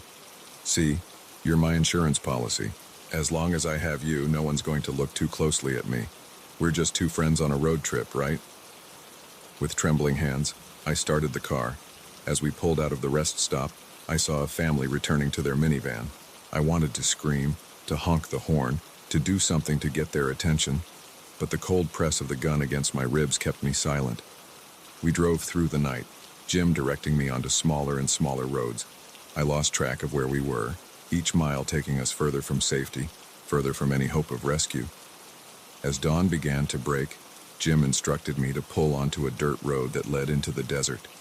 We bumped along for what felt like hours, until finally, he told me to stop. "End of the line, Alex," he said, gesturing for me to get out of the car.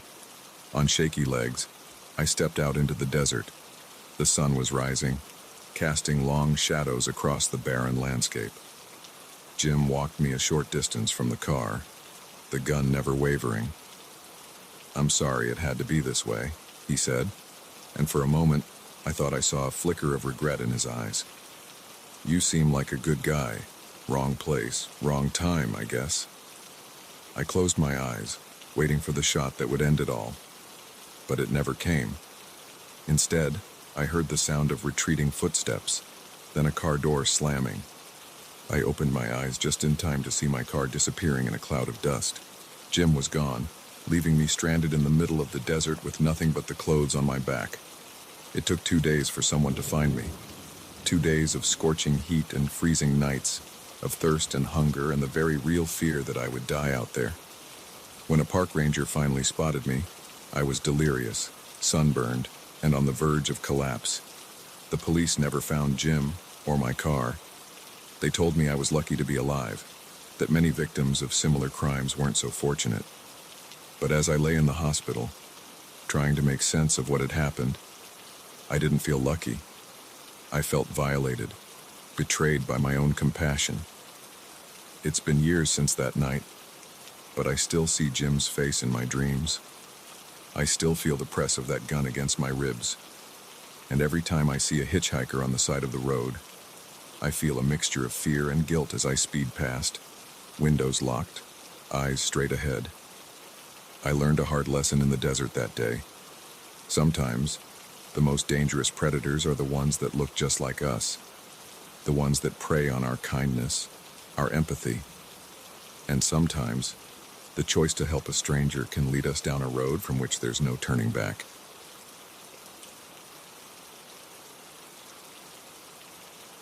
The first night in our new house, I heard footsteps when everyone else was asleep. The second night, I found a door that hadn't been there before. By the third night, I knew with chilling certainty that we weren't alone in this place, and whatever was sharing our home didn't want us here. We'd been so excited about the move. After years of cramped apartment living, Sarah and I had finally saved enough for a down payment on a house. It was an old Victorian, a bit rundown, but with good bones, as the realtor kept emphasizing. The price was surprisingly low for the neighborhood, but we didn't question our luck. We were too thrilled at the prospect of space for our growing family. Sarah was 5 months pregnant with our first child. The first few days were a whirlwind of unpacking and settling in. The house creaked and groaned, but we chalked it up to its age. "It's just settling," I'd tell Sarah when she mentioned hearing odd noises at night. I was so focused on getting everything ready for the baby that I barely noticed the strange cold spots in certain rooms or the way shadows seemed to move in the corners of my vision. It was on the third night that things took a turn. I was up late, painting the nursery, when I heard it, clear, distinct footsteps coming from the floor above. But that was impossible. We didn't have an attic, and Sarah was sound asleep in our second-floor bedroom, heart pounding. I crept up the stairs, paint roller still in hand. The sound had stopped, but as I reached the top of the stairs, I saw something that made my blood run cold. There, in the wall across from our bedroom, was a door that I was certain hadn't been there that morning. I stood frozen, staring at it. It was old, the wood dark with age, with an ornate brass knob that seemed to gleam in the dim light. Every instinct screamed at me to turn around, to go back downstairs and pretend I'd never seen it. But curiosity, that damned human trait, propelled me forward. My hand shook as I reached for the knob. It was ice cold to the touch, sending a shiver down my spine. I took a deep breath and turned it slowly. The door opened with a creak that seemed to echo through the silent house. Beyond it was darkness, thick and impenetrable. The beam of my phone's flashlight barely seemed to make a dent in it. "Hello?" I called out, my voice sounding small and frightened even to my own ears. "Is someone there?" No response, just that oppressive silence. I took a tentative step forward, then another. The floorboards groaned under my weight. The air felt thick, heavy with the musty smell of long disused spaces. Suddenly, my light fell on something that made my heart leap into my throat. A figure, standing motionless in the darkness. I stumbled back, a cry of terror caught in my throat. But it wasn't a person. As my eyes adjusted, I realized it was a mannequin, dressed in what looked like clothes from another century. Around it were piles of boxes and old furniture, all covered in a thick layer of dust. I let out a shaky breath, relief washing over me. It was just an old storage space, probably sealed up years ago and forgotten. Nothing sinister, nothing supernatural, just an oddity in an old house. I was about to turn back when something caught my eye. A glint of metal nestled among the boxes. Curiosity got the better of me once again, and I moved closer to investigate.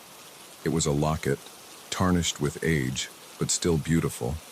I picked it up, turning it over in my hands. There was an inscription on the back, but it was too worn to make out.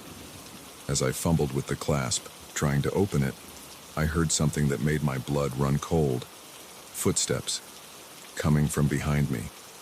I whirled around, my heart pounding so hard I thought it might burst out of my chest.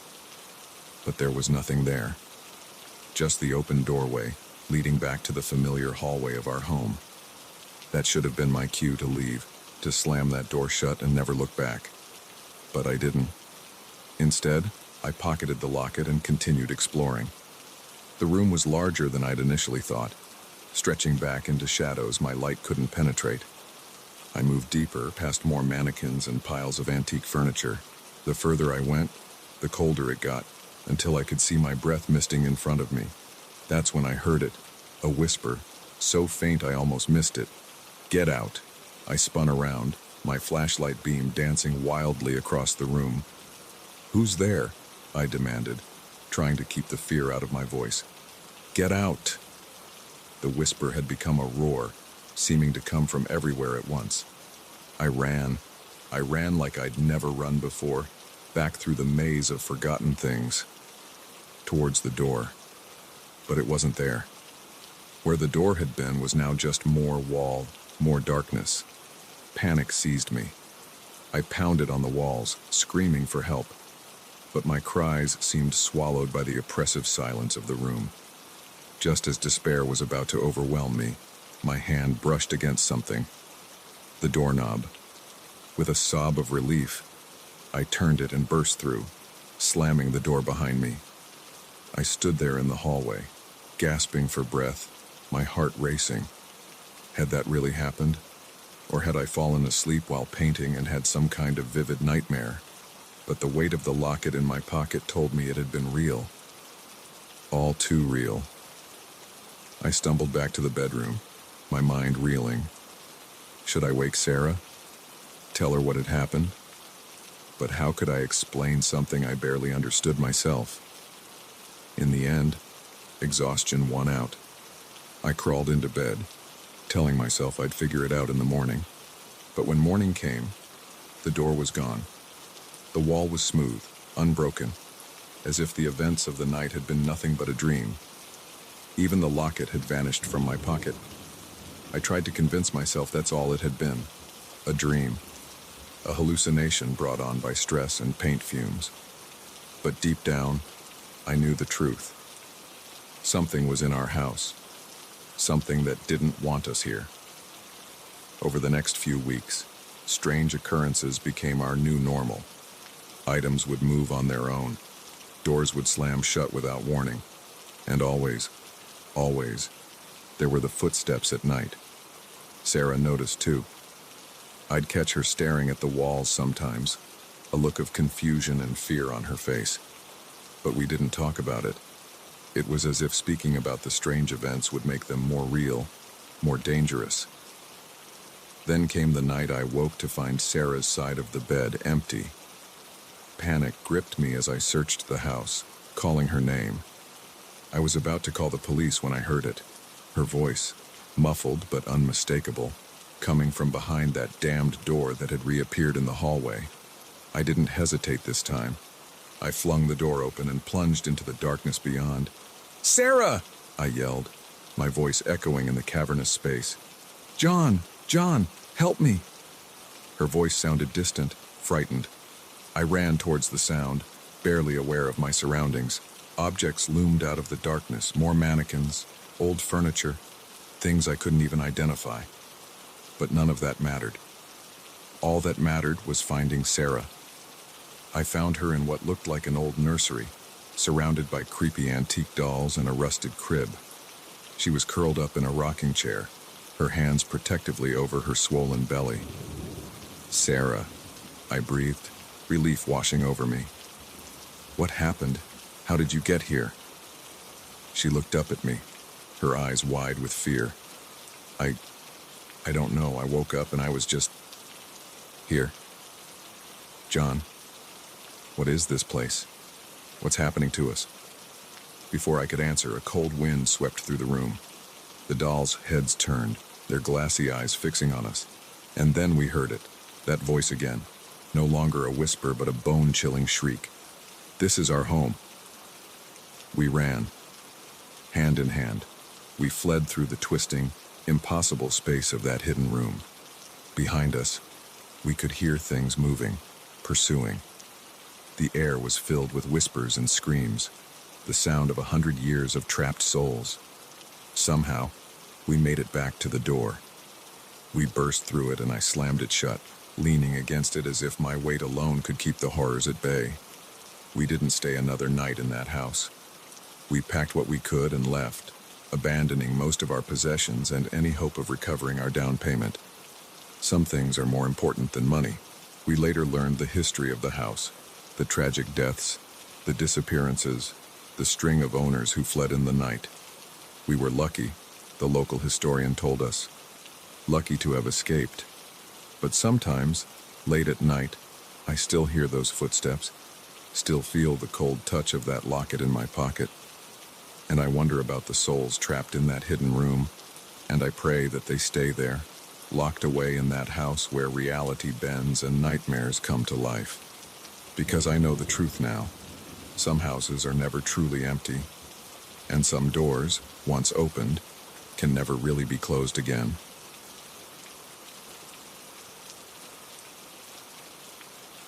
The moment I stepped onto the porch of that isolated farmhouse, I knew something was terribly wrong. The door hung askew on its hinges, and an eerie silence blanketed the property. As a social worker, I'd seen my share of troubled homes, but nothing could have prepared me for the nightmare that awaited inside. My name is Claire, and I've been a social worker for nearly a decade. I thought I'd seen it all. Homes ravaged by poverty, families torn apart by addiction, children bearing scars both visible and hidden. But the Lawson case, That was different. That was the case that almost broke me. It started like any other day. I'd received a report about the Lawson family, concerns about neglect, possible domestic violence. Standard procedure was to do a home visit, assess the situation, and determine if further intervention was necessary. The file noted that the family lived in a remote area, but I hadn't realized just how isolated until I found myself driving down a narrow dirt road, fields of dying corn stretching endlessly on either side. The farmhouse appeared suddenly, looming against the gray sky like something out of a Gothic novel. Paint peeled from its weathered boards, and several windows were boarded up. As I parked my car, I noticed there were no other vehicles in sight. Strange, considering the file mentioned 2 parents and 3 children. I gathered my bag and clipboard, took a deep breath, and approached the front door. That's when I noticed the first sign that something was amiss. The door wasn't just unlocked. It was partially open, swaying slightly in the breeze. Smears of what looked disturbingly like blood stained the white paint. "Hello?" I called out, my voice sounding small and uncertain in the oppressive silence. "Mr. and Mrs. Lawson, this is Claire from Social Services. I'm here for our scheduled visit."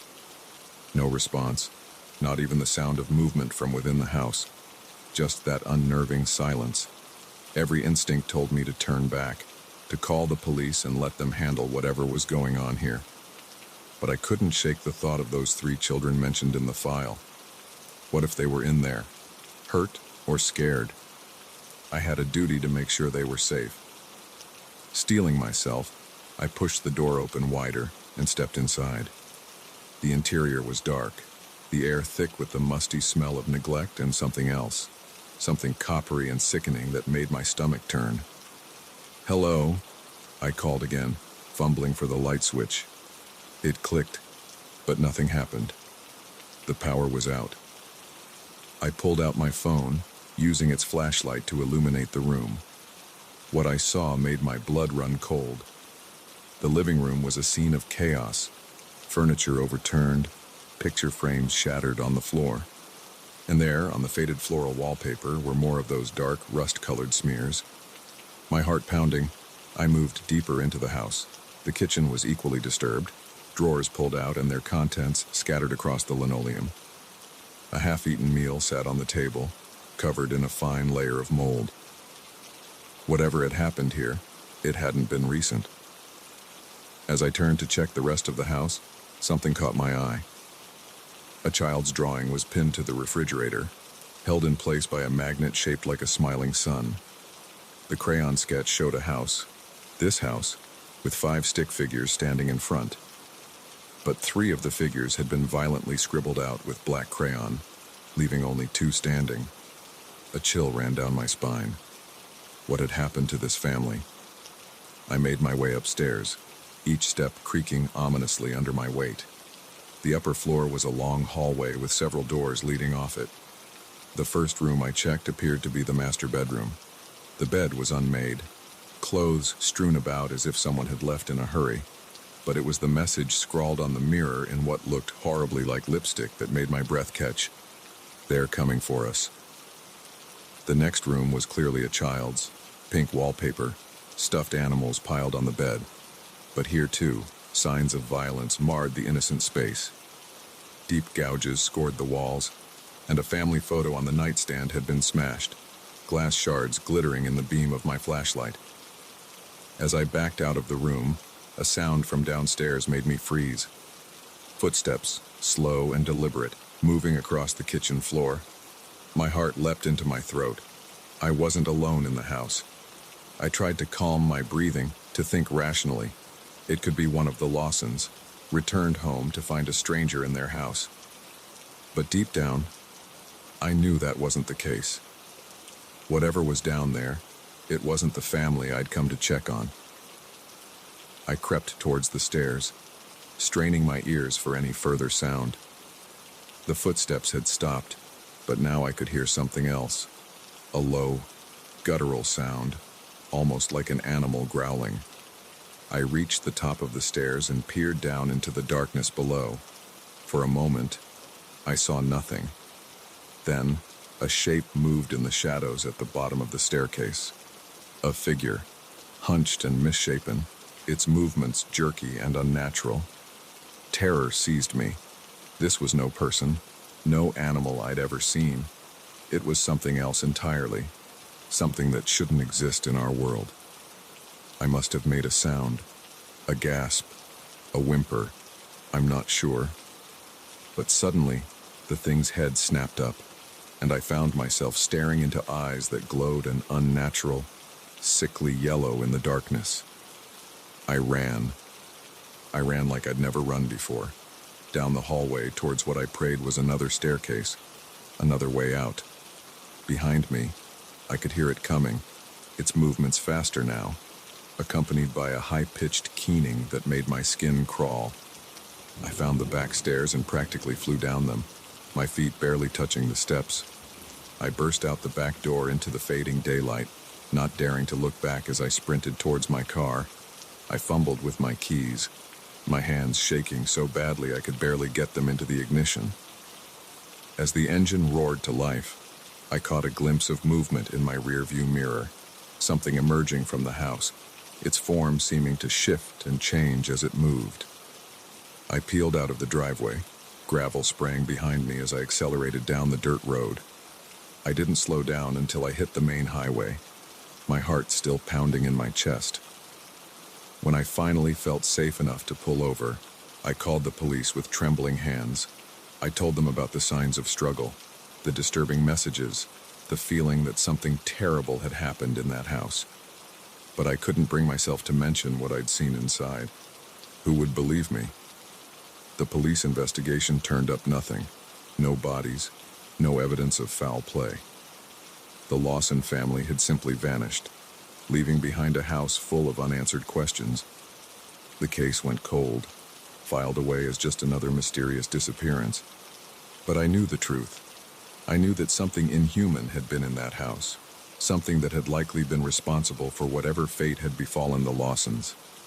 And sometimes, late at night, I still see those glowing yellow eyes in my dreams, still hear that unearthly keening sound. I left social work soon after. I couldn't face the possibility of walking into another house like that, of encountering whatever nightmare had taken up residence in that isolated farmhouse. Some days, I can almost convince myself it was all a stress-induced hallucination. Almost. But then I'll catch a glimpse of something moving in the shadows, or hear a sound that's not quite natural, and I'll remember that there are things in this world that defy explanation, things that lurk in the dark corners of isolated homes, waiting for unsuspecting visitors. And I'll say a silent prayer for the Lawson family, hoping that whatever fate befell them was quick, because the alternative, that they might still be out there somewhere, in the clutches of that unnatural thing, is too horrifying to contemplate. So I keep my doors locked, my lights on, and I never, ever venture into isolated farmhouses anymore. Because once you've seen behind the veil, once you've glimpsed the horrors that lurk just out of sight, you can never truly feel safe again.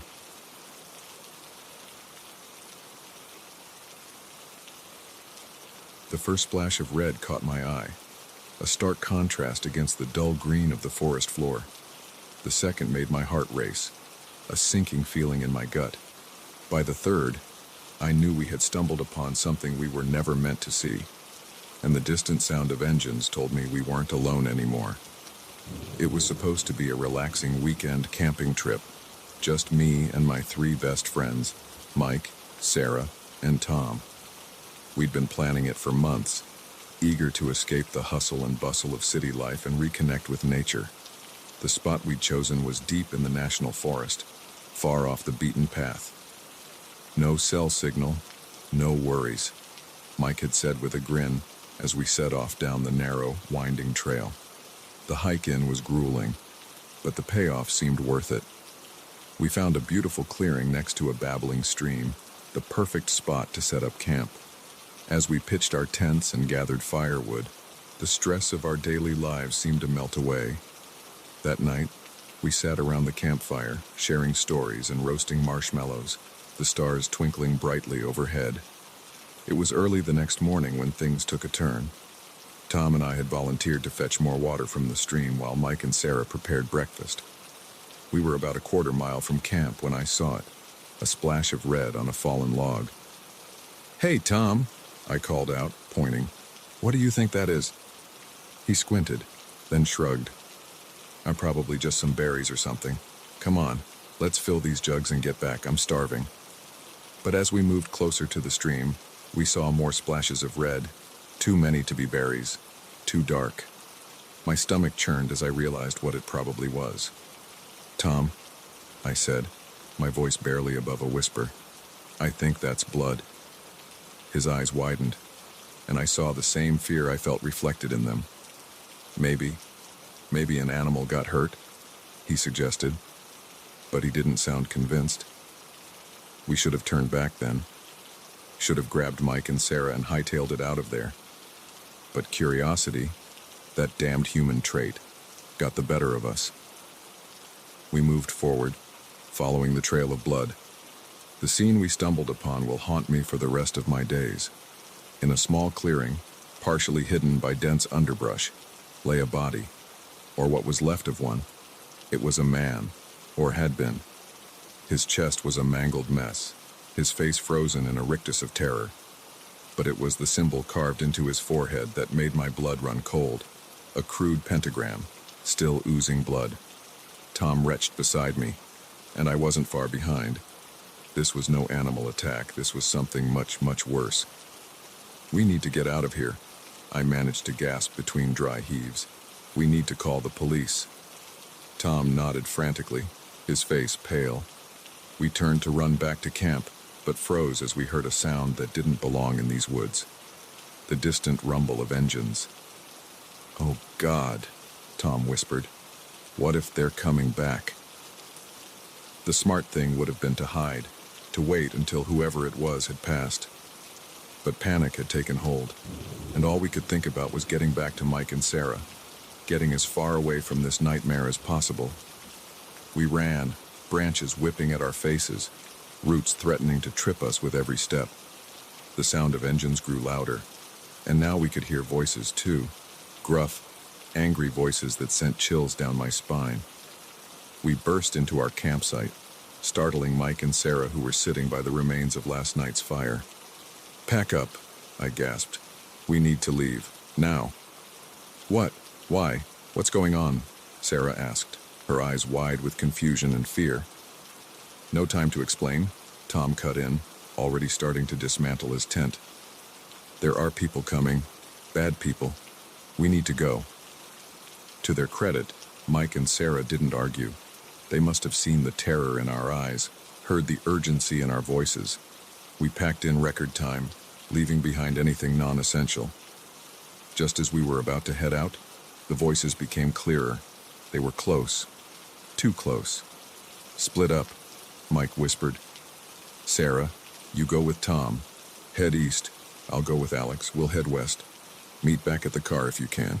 If not, just keep going until you find help." We nodded, the gravity of the situation hitting us all. This wasn't a movie or a game. This was real, and our lives were in danger. Sarah and Tom disappeared into the trees, heading east. Mike and I waited a beat, then plunged into the underbrush in the opposite direction. We hadn't gone more than a few yards when we heard shouts from behind us. "Hey, there's a campsite here. They can't be far." We ran. Branches tore at our clothes. Rocks and roots bruised our feet through our hiking boots, but we didn't slow down. The voices behind us grew fainter, but we could still hear them crashing through the woods, hunting us.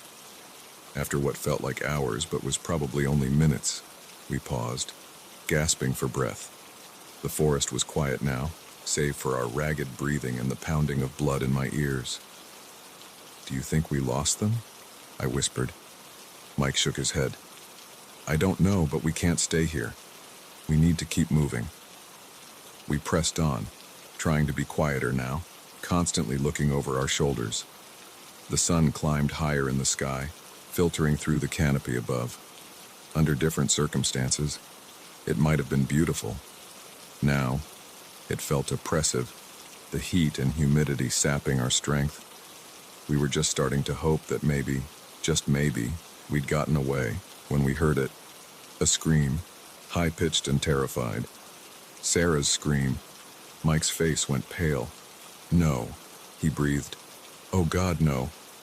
We stood there, frozen in indecision.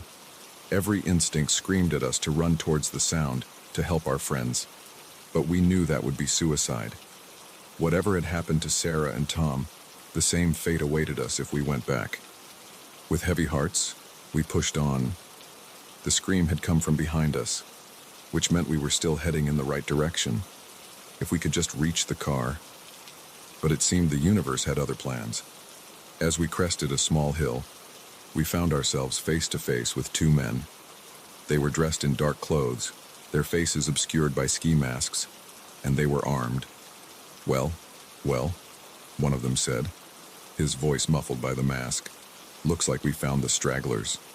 We turned to run, but more figures emerged from the trees behind us. We were surrounded. What followed was a blur of terror and pain. They marched us back to their camp, a collection of RVs and tents hidden in a large clearing. Others were there, all masked, all armed, and in the center of it all was an altar, dark with dried blood. They tied us up and threw us in one of the RVs. Through the window, I could see them preparing for some kind of ritual. The sun was setting, casting long shadows across the clearing. As darkness fell, they lit torches, the flickering light making their masked faces even more terrifying. I don't know how long we were in there. Hours, maybe. We didn't speak, couldn't speak. The horror of our situation was too overwhelming. What had happened to Sarah and Tom? Were they already dead? Were we next? Just when I thought all hope was lost, we heard it. Sirens. Lots of them, getting closer. The camp erupted into chaos, people running, shouting, engines starting up. In the confusion, someone must have forgotten about us. The door to the RV burst open, and there stood a police officer, his gun drawn. "Are you okay?" he asked, quickly moving to untie us. "Can you walk?" We nodded, too shocked to speak. He led us out of the camp, past other officers who were rounding up some of the cultists. An ambulance was waiting, and paramedics swarmed around us, checking for injuries. It wasn't until much later, after hours of questioning and medical exams, that we learned the full story. A hiker had stumbled upon the cult's previous campsite, found evidence of their rituals, and alerted the authorities. They'd been tracking the group for days, and our lucky encounter with their search party had led them right to the cultists' new location. Sarah and Tom were found alive, thankfully, beaten and traumatized, but alive.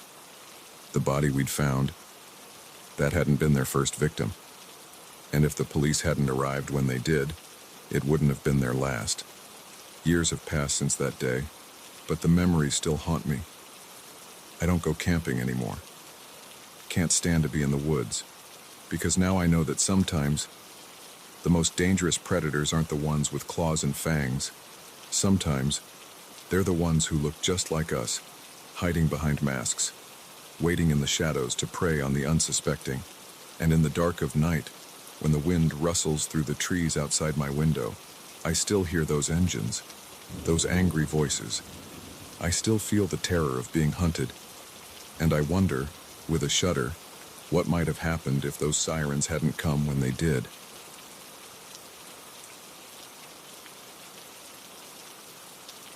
The moment they walked in, I knew this wasn't going to be an ordinary night shift. Their eyes were too sharp, their smiles too wide, and the way they looked at me, it was like a predator sizing up its prey.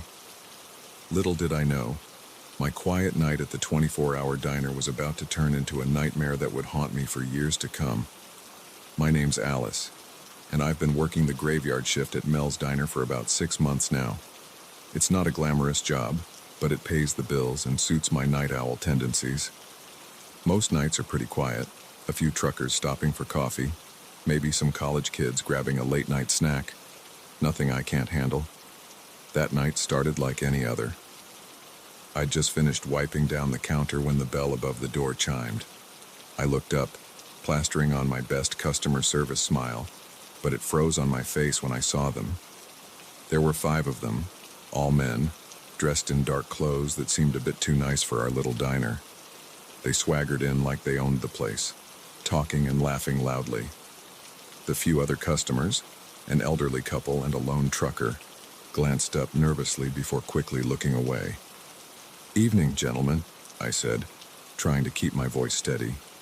"Sit anywhere you like. I'll be right with you." They chose a booth in the corner, sprawling out across the seats. As I approached with menus, I could feel their eyes on me, assessing, calculating. It made my skin crawl. "What can I get for you?" I asked, pen poised over my notepad. The one closest to me, a man with a scar running down his cheek, grinned up at me. His teeth were too white, too sharp. "Coffee, sweetheart, lots of it, and keep it coming." I nodded and turned to leave, but he caught my wrist. His grip was like iron, his skin cold against mine. "And don't go anywhere," he added, his voice low. "We might need some extra service." I pulled my hand away, my heart pounding. As I walked back to the counter, I could hear them laughing, the sound grating against my nerves. For the next hour, I kept them supplied with coffee, deflecting their increasingly crude comments and wandering hands. The other customers left quickly, casting sympathetic glances my way as they hurried out the door. Soon, it was just me and them. I was refilling their cups for what felt like the 100th time when things took a turn. The man with the scar grabbed my arm again, pulling me close. "You know," he said, his breath hot against my ear, "we're not really here for the coffee." I tried to pull away, but his grip tightened. "Let go of me," I said, my voice shakier than I'd have liked. He laughed, a harsh sound that sent chills down my spine. "Or what? You'll call for help." He gestured around the empty diner. "There's no one here but us, sweetheart." That's when I saw it, the glint of metal tucked into his waistband. A gun. My blood ran cold as I realized just how much trouble I was in. "Now," he continued, standing up slowly, "why don't you be a good girl and open that cash register for us?" I backed away, my mind racing. The phone was on the other side of the counter, if I could just reach it, but they were too fast. 2 of them vaulted over the counter, cutting off my escape. The others spread out, blocking the exits. I was trapped. "Come on, Alice," the scarred man said, reading my name tag. "Don't make this harder than it needs to be. Open the register, give us the money, and maybe we'll let you walk away from this." I knew he was lying. The look in his eyes told me they had no intention of letting me go. Whatever happened here tonight, they couldn't leave any witnesses. My hands shaking, I moved towards the register. My mind was whirling, trying to find a way out of this nightmare. As I punched in the code to open the drawer, I remembered something. The silent alarm button hidden under the counter. If I could just reach it without them noticing. I opened the register, making a show of gathering the bills. "Here," I said, holding out the money. "Take it. It's all we have." The scarred man snatched the cash from my hand, quickly counting it. His face darkened. "This is it. This is all you've got." I nodded, trying to look scared and helpless. It wasn't hard. "Business has been slow. Please, that's everything in the register." He exchanged glances with his companions, a silent communication passing between them. Then, without warning, he lashed out, backhanding me across the face. I stumbled, tasting blood. "Don't lie to me," he snarled. "Where's the rest of it? Where's the safe?" I touched my stinging cheek, tears welling in my eyes. "There is no safe," I said. "I swear, that's all we have." He grabbed me by the hair, yanking my head back. "Wrong answer, sweetheart. Boys, tear this place apart. Find that safe." The others started ransacking the diner, upending tables and smashing dishes. I watched in horror as they destroyed the place, knowing that each passing minute decreased my chances of making it out of here alive. The scarred man dragged me into the kitchen, throwing me against the industrial refrigerator. "Last chance," he growled. "Tell me where the safe is, or things are going to get real unpleasant for you." I saw the knife in his hand then, the blade catching the fluorescent light. Terror coursed through me, but with it came a surge of adrenaline. I knew I had to act now or I'd never get another chance. I pretended to slump in defeat. "Okay," I whispered. "Okay, I'll show you." He grinned, victorious. "That's more like it. Where is it?" Under the counter," I said. "There's a hidden panel." He dragged me back out to the main area. "Show me," he ordered. I moved behind the counter, my heart pounding so loud I was sure he must be able to hear it. This was it, my one chance. As I knelt down, pretending to reach for a non-existent panel, my hand found the silent alarm button. I pressed it, praying it still worked, praying help would come in time. "There's nothing here," the man shouted, realizing he'd been tricked. He grabbed me, spinning me around to face him. The knife was at my throat now, the cold metal pressing against my skin. "You lying bitch!" I closed my eyes, certain these were my last moments. But then, like an answer to a prayer I hadn't dared to make, I heard it. Sirens in the distance, growing louder. The man's eyes widened in shock, then narrowed in fury. "You!" he hissed. "You did this!" What happened next was a blur of violence and fear. The men panicked, running for the exits. The scarred man made a move as if to drag me with him, but his companions called for him to leave me. In his moment of hesitation, I managed to break free, scrambling over the counter and running for the kitchen. I huddled in the walk-in freezer, shivering not just from the cold but from the adrenaline coursing through my veins. I could hear shouts, the sound of breaking glass, car engines roaring to life. Then, blessedly, the sound of police sirens, right outside the diner. When a police officer finally found me, I was half frozen and in shock. They wrapped me in a blanket and led me out to an ambulance, assuring me that I was safe now. In the days that followed, I learned the full story. The men were part of a gang that had been terrorizing small businesses across 3 states. They'd hit 2 other diners that same night before coming to Mel's. Thanks to my quick thinking with the silent alarm, the police had not only saved me but had managed to apprehend 3 of the 5 men. I'd like to say I went back to work, that I didn't let them win by scaring me away. But the truth is, I couldn't do it. Every time I looked at that diner, all I could see was the glint of a knife. All I could hear were those mocking laughs. I found a new job, working days at a bookstore, but I still have nightmares about that night. Still wake up in a cold sweat, feeling phantom hands grabbing at me, hearing that scarred man's voice in my ear. They caught the other 2 eventually. I had to testify at their trial, had to relive that night all over again, but seeing them led away in handcuffs, knowing they couldn't hurt anyone else, made it worth it. I'm stronger now in some ways, more cautious in others, and I never, ever work night shifts anymore. Because I know now that sometimes the monsters don't hide under your bed or in your closet. Sometimes they walk right through the front door, with smiles too wide and eyes too sharp, ready to turn an ordinary night into a waking nightmare. The first time I tried the door, I thought it was just stuck. The second time, I started to worry. By the third time, as the reality of our situation sank in, I knew we were trapped. What had begun as a simple overnight stay at a rundown motel had turned into a claustrophobic nightmare, and I had no idea if we'd make it out alive. My girlfriend, Sarah, and I had been driving for hours. We were on our way to her sister's wedding, cutting through back roads to avoid highway traffic. It was Sarah's idea, a chance to see some of the country's hidden gems, she'd said. Now, as our eyes strained against the darkness and fatigue set in, I was beginning to regret agreeing to her plan. "We should stop for the night," Sarah said, stifling a yawn. "We're both exhausted." I nodded, relief washing over me. "Next place we see, we'll pull over." That place turned out to be the Pine Grove Motel, a dilapidated establishment that had clearly seen better days.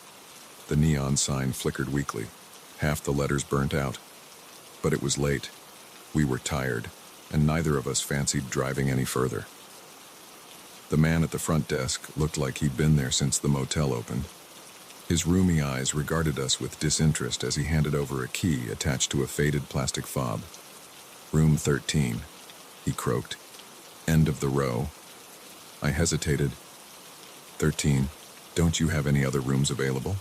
He shook his head slowly. "13's all we got. Take it or leave it." Sarah squeezed my hand.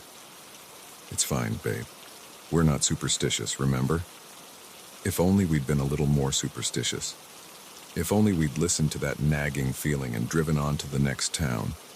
But we were tired, and the lure of a bed, any bed, was too strong to resist. Room 13 was about what you'd expect from a place like this. Faded wallpaper, a sagging mattress, and a bathroom that had last been cleaned when Reagan was in office. But it was a place to rest our heads, and that was all we needed. We fell asleep almost immediately, the exhaustion of the day catching up with us. It wasn't until the early hours of the morning that things took a turn for the worse. I woke up needing to use the bathroom. In my groggy state, I stumbled towards the door, fumbling with the handle. It didn't budge. Still half asleep, I assumed I was just turning it wrong.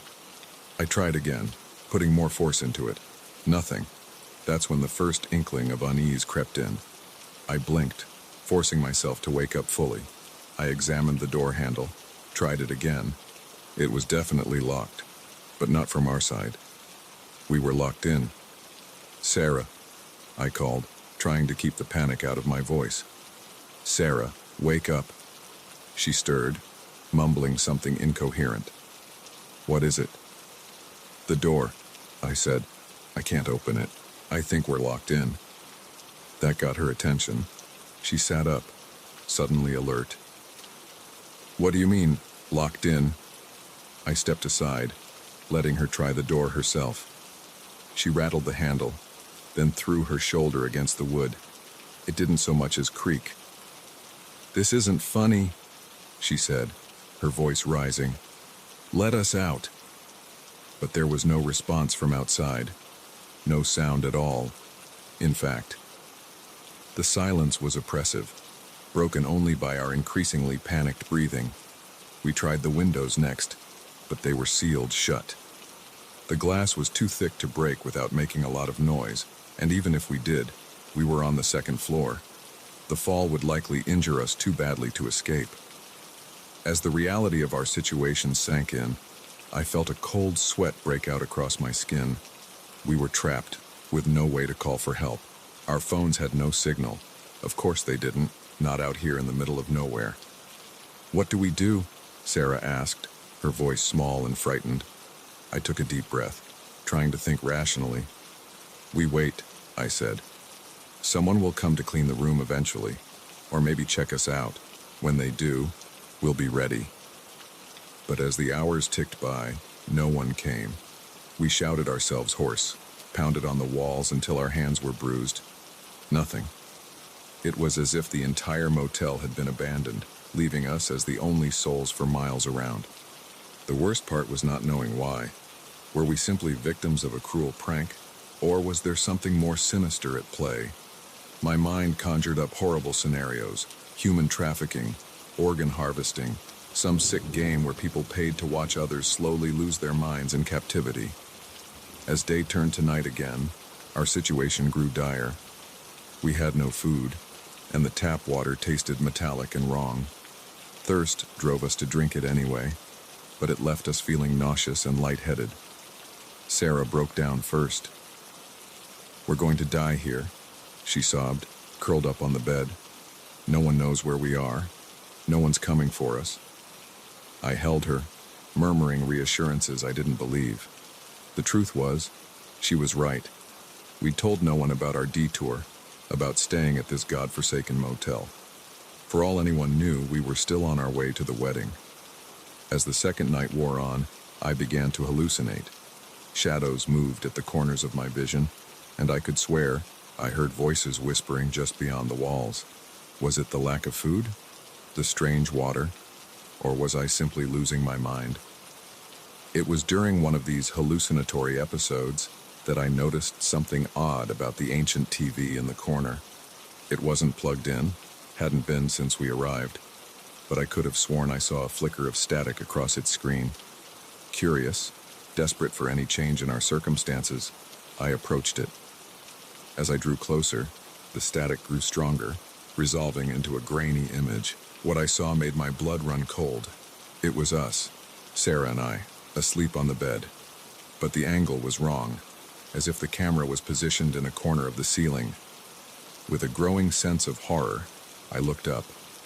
There, almost invisible against the textured ceiling, was a tiny camera lens. "Sarah," I said, my voice hoarse, "we're being watched." She looked up from the bed, her eyes red-rimmed and unfocused. "What?" I pointed to the camera, then to the TV. Her eyes widened as she made the connection. "Oh God," she whispered. "What is this place?" Before I could respond, the TV screen changed. The image of our room was replaced by text, stark white against a black background. "Welcome to the game," it read. "You have 60 minutes to escape. Fail, and you forfeit your lives. Your time starts now." A timer appeared in the corner of the screen, counting down from 60 Mao. For a moment, we just stared, too shocked to move. Then survival instinct kicked in. We tore the room apart, looking for clues, for anything that might lead to our escape. We found cryptic messages hidden in the Bible, a key taped to the bottom of a drawer, a series of numbers scratched into the bathroom mirror that only appeared when fogged up. Each solved puzzle led to another, each solution bringing us closer to freedom, but the clock was ticking, and we were running out of time. With less than a minute left, we finally cracked the last code. The door swung open with an anticlimactic click, revealing an empty hallway beyond. We ran, not stopping until we reached our car. As we peeled out of the parking lot, I glanced in the rearview mirror. The motel stood silent and dark, giving no hint of the horrors it contained. We drove straight to the police, but when they investigated, they found nothing. The motel was abandoned, had been for years, they said. No cameras, no locked rooms, no evidence of the game we'd been forced to play. Sometimes, late at night, I still wake up in a cold sweat, convinced I'm back in that room. I'll check the corners for cameras, strain my ears for the sound of a ticking clock. Sarah and I don't talk about it much. Who would believe us? But we know what happened. We know what we survived. And we know that somewhere out there, in some nondescript motel off the beaten path, the game is waiting for its next unwitting players. So take my advice. Stick to the main roads, stay in chain hotels, and if you ever find yourself checking into room 13, turn around and drive away as fast as you can, because once the game begins, there's no guarantee you'll make it out alive.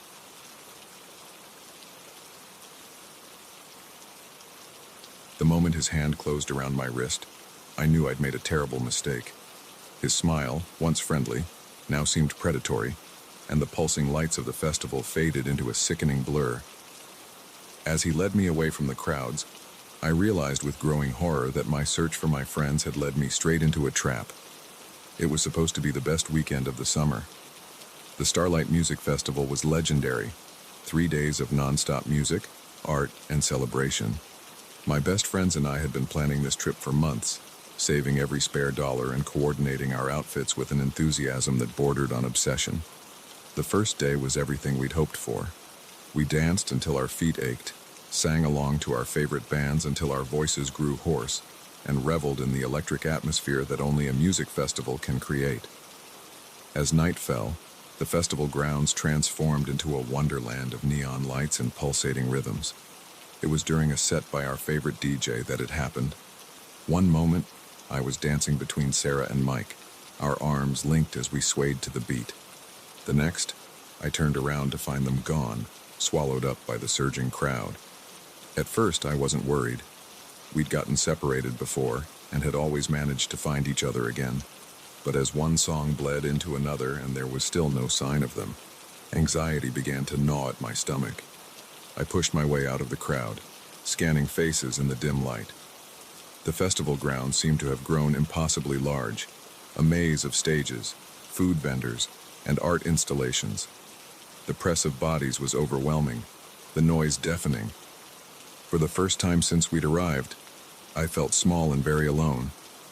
That's when he appeared, tall, with a kind face and eyes that crinkled when he smiled.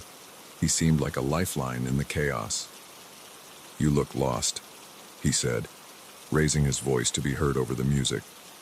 "Everything okay?" I hesitated for a moment, years of stranger danger warnings flashing through my mind. But he looked so normal, so concerned, and I was desperate for help. "I can't find my friends," and I shouted back. "We got separated during the last set." He nodded sympathetically. "That happens a lot here. I'm a volunteer," he added, pointing to a badge I hadn't noticed before. "I can help you find the lost and found tent. They might have gone there to look for you." Relief washed over me. Of course, the lost and found tent. Why hadn't I thought of that? "That would be great," I said. "Thank you so much." He smiled again, and this time I noticed how white his teeth were. How perfect. "No problem at all. It's this way. Follow me." I fell into step beside him as he led me away from the main stage area. The crowds began to thin out, the music fading to a distant thrum. I noticed we were heading towards the outskirts of the festival grounds, where the lighting was sparse and the revelry seemed far away. "Are you sure this is the right way?" I asked, unease creeping back into my voice. "Shortcut," he said breezily. "It's just past these tents here." That's when he grabbed my wrist. His grip was like iron, his fingers digging into my skin. I tried to pull away, but he was too strong. "Let go of me," I demanded, fear making my voice shrill. His smile widened, but there was no warmth in it now. "Now why would I do that? We're just getting to the fun part." I screamed then, a sound of pure terror that was swallowed up by the distant music and laughter. No one could hear me. No one was coming to help. He started dragging me towards a cluster of dark tents, his free hand clamped over my mouth. I fought with everything I had, kicking and clawing, but it was like fighting against a statue. He was too strong, too prepared. Just as we reached the tents, a voice rang out. "Hey, what's going on over there?" My attacker froze, his head whipping around to locate the source of the voice. It was all the distraction I needed. I bit down hard on the hand covering my mouth, tasting blood. He yelped in pain and his grip loosened just enough for me to wrench free. I ran. I ran like I'd never run before, my heart pounding in my ears, my lungs burning. I could hear him behind me, his footsteps pounding on the packed earth, his curses growing fainter as I pulled ahead. I burst back into the main festival area, the sudden press of bodies both a relief and a new kind of terror. What if he was still behind me? What if he caught up to me in this crowd? Blind panic drove me forward. I pushed through the throng of dancers, ignoring their annoyed shouts and glares. I had to find security, had to find my friends, had to get away. I don't know how long I ran or how far. The festival had become a nightmare funhouse, every smiling face a potential threat, every shadowy corner hiding unseen dangers. When I finally stopped, gasping for breath, I found myself near the medical tent. A concerned-looking woman in a Red Cross vest approached me. "Are you all right, honey? You look like you've seen a ghost." The story poured out of me in a rush, my words tumbling over each other in their haste to escape. The woman's face grew grave as she listened, and she quickly ushered me into the tent. What followed was a blur of police statements, medical checkups, and tearful reunions. Sarah and Mike had indeed gone to the lost and found tent, frantic with worry when they couldn't find me. The festival security launched a manhunt for my attacker, but in the chaos and darkness, he had vanished. They found others, though. As the investigation unfolded, it became clear that I wasn't the only one who had been targeted. There were other stories, other close calls. My attacker had been part of a larger operation, preying on the lost and vulnerable in the festival crowd. The rest of the weekend passed in a haze. I couldn't bring myself to enjoy the music or the atmosphere, jumping at every sudden movement, every unexpected touch. The magic of the festival had been irreparably tarnished. In the months that followed, I struggled to come to terms with what had happened. Nightmares plagued my sleep, and crowded places became a source of anxiety rather than excitement. I couldn't shake the feeling that danger lurked around every corner, that the next friendly face might hide sinister intentions. Therapy helped, as did the unwavering support of my friends and family. Slowly, I began to reclaim my life, to find joy in the things I once loved. But I never forgot the lesson I learned that night at the Starlight Music Festival. Now, when I go to concerts or festivals, I'm always aware of my surroundings. I keep my friends close, never wander off alone, and trust my instincts when something feels off. Because I know firsthand how quickly a dream can turn into a nightmare, how easily predators can hide behind a mask of kindness. Sometimes, late at night, I still hear his voice in my head. I see his too perfect smile, feel the iron grip on my wrist. But then I remind myself that I survived. I got away, and in doing so, I helped expose a dangerous operation and potentially saved others from a similar fate.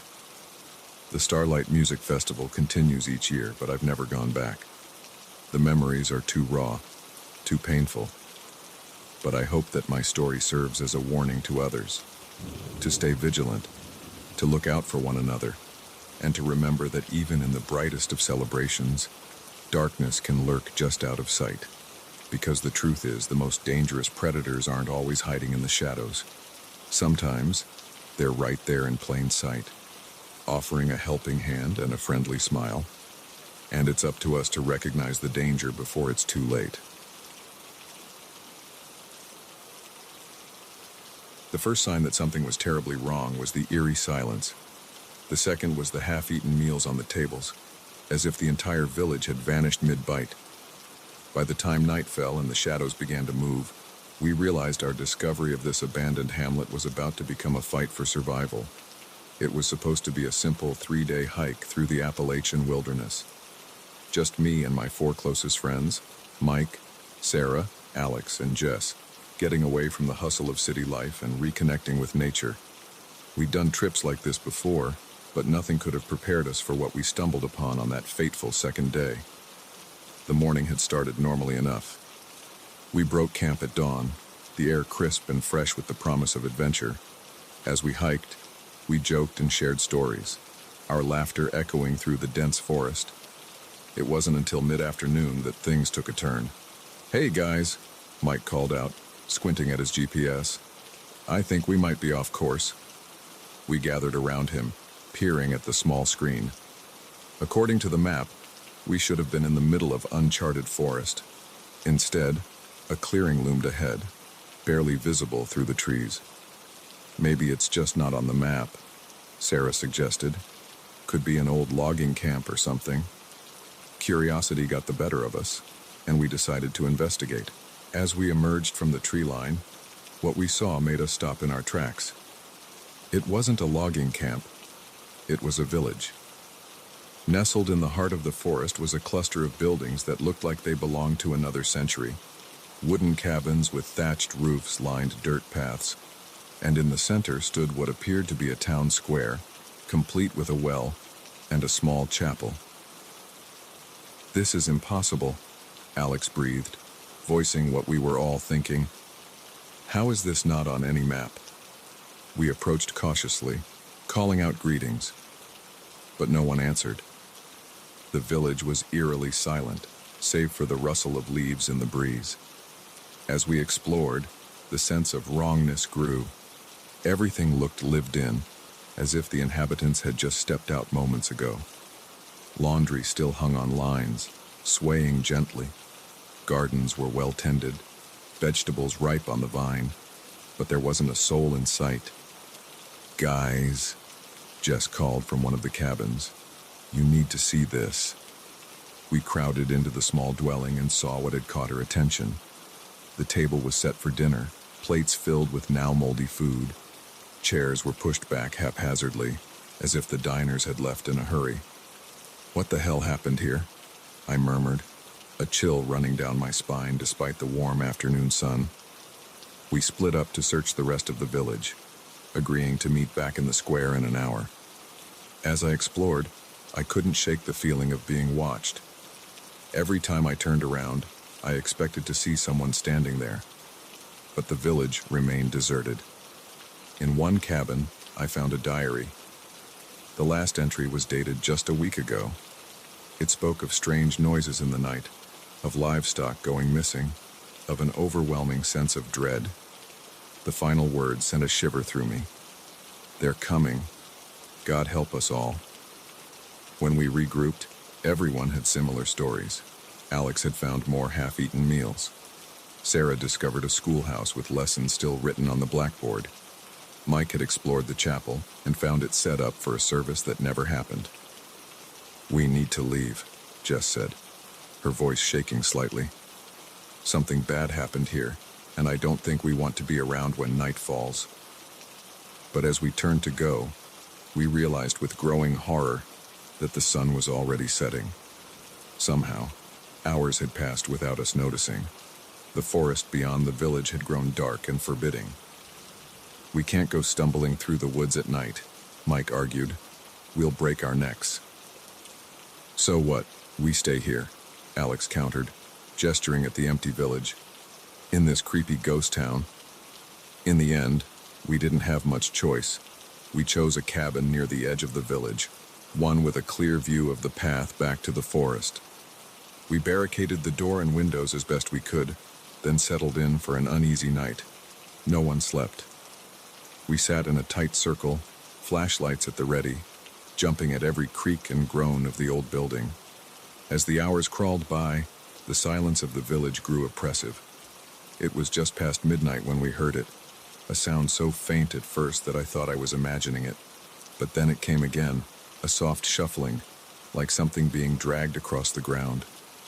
"Do you hear that?" Sarah whispered, her eyes wide with fear. We all nodded, too scared to speak. The sound was getting closer, coming from the direction of the village square, and it wasn't alone. Other noises joined it, a low moan, the clatter of something heavy falling, the unmistakable sound of footsteps. Lots of footsteps. Jess was the first to peek through a crack in the barricaded window. She recoiled almost immediately, her face pale in the dim light of our flashlights. "Oh God," she breathed. They're people, but not people. Something's wrong with them." One by one, we looked. What we saw defied explanation. Figures moved through the village square, their movements jerky and unnatural. In the moonlight, their skin looked gray and mottled. Some were missing limbs.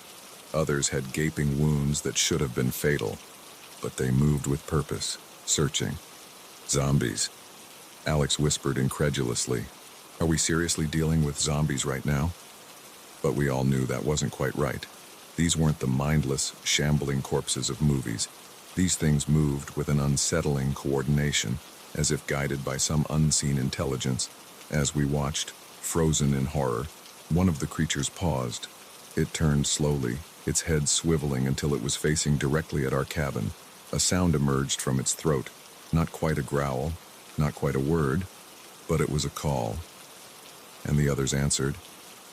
"We need to go," I said, already moving to unbarricade the door. "Now!" We burst out of the cabin just as the first of the creatures reached it. The cool night air was filled with their moans, the sound chilling me to my core. We ran, not towards the forest path, but deeper into the village. It was our only chance, to lose them in the maze of buildings and find another way out. What followed was a nightmare of narrow escapes and heart-stopping terror. We darted from shadow to shadow, always just one step ahead of our pursuers. At one point, we got separated. I found myself alone in what looked like a workshop, the sound of those things scratching at the door. I was certain I was going to die there, torn apart by whatever these creatures were. But then I heard Mike's voice. calling my name. Somehow, I found the strength to break a window and climb out, reuniting with my friends just in time to flee from another group of the monsters.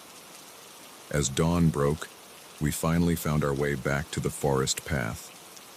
The creatures seemed unable or unwilling to follow us past the village boundary. We ran until our lungs burned and our legs gave out, collapsing in a clearing far from that accursed place.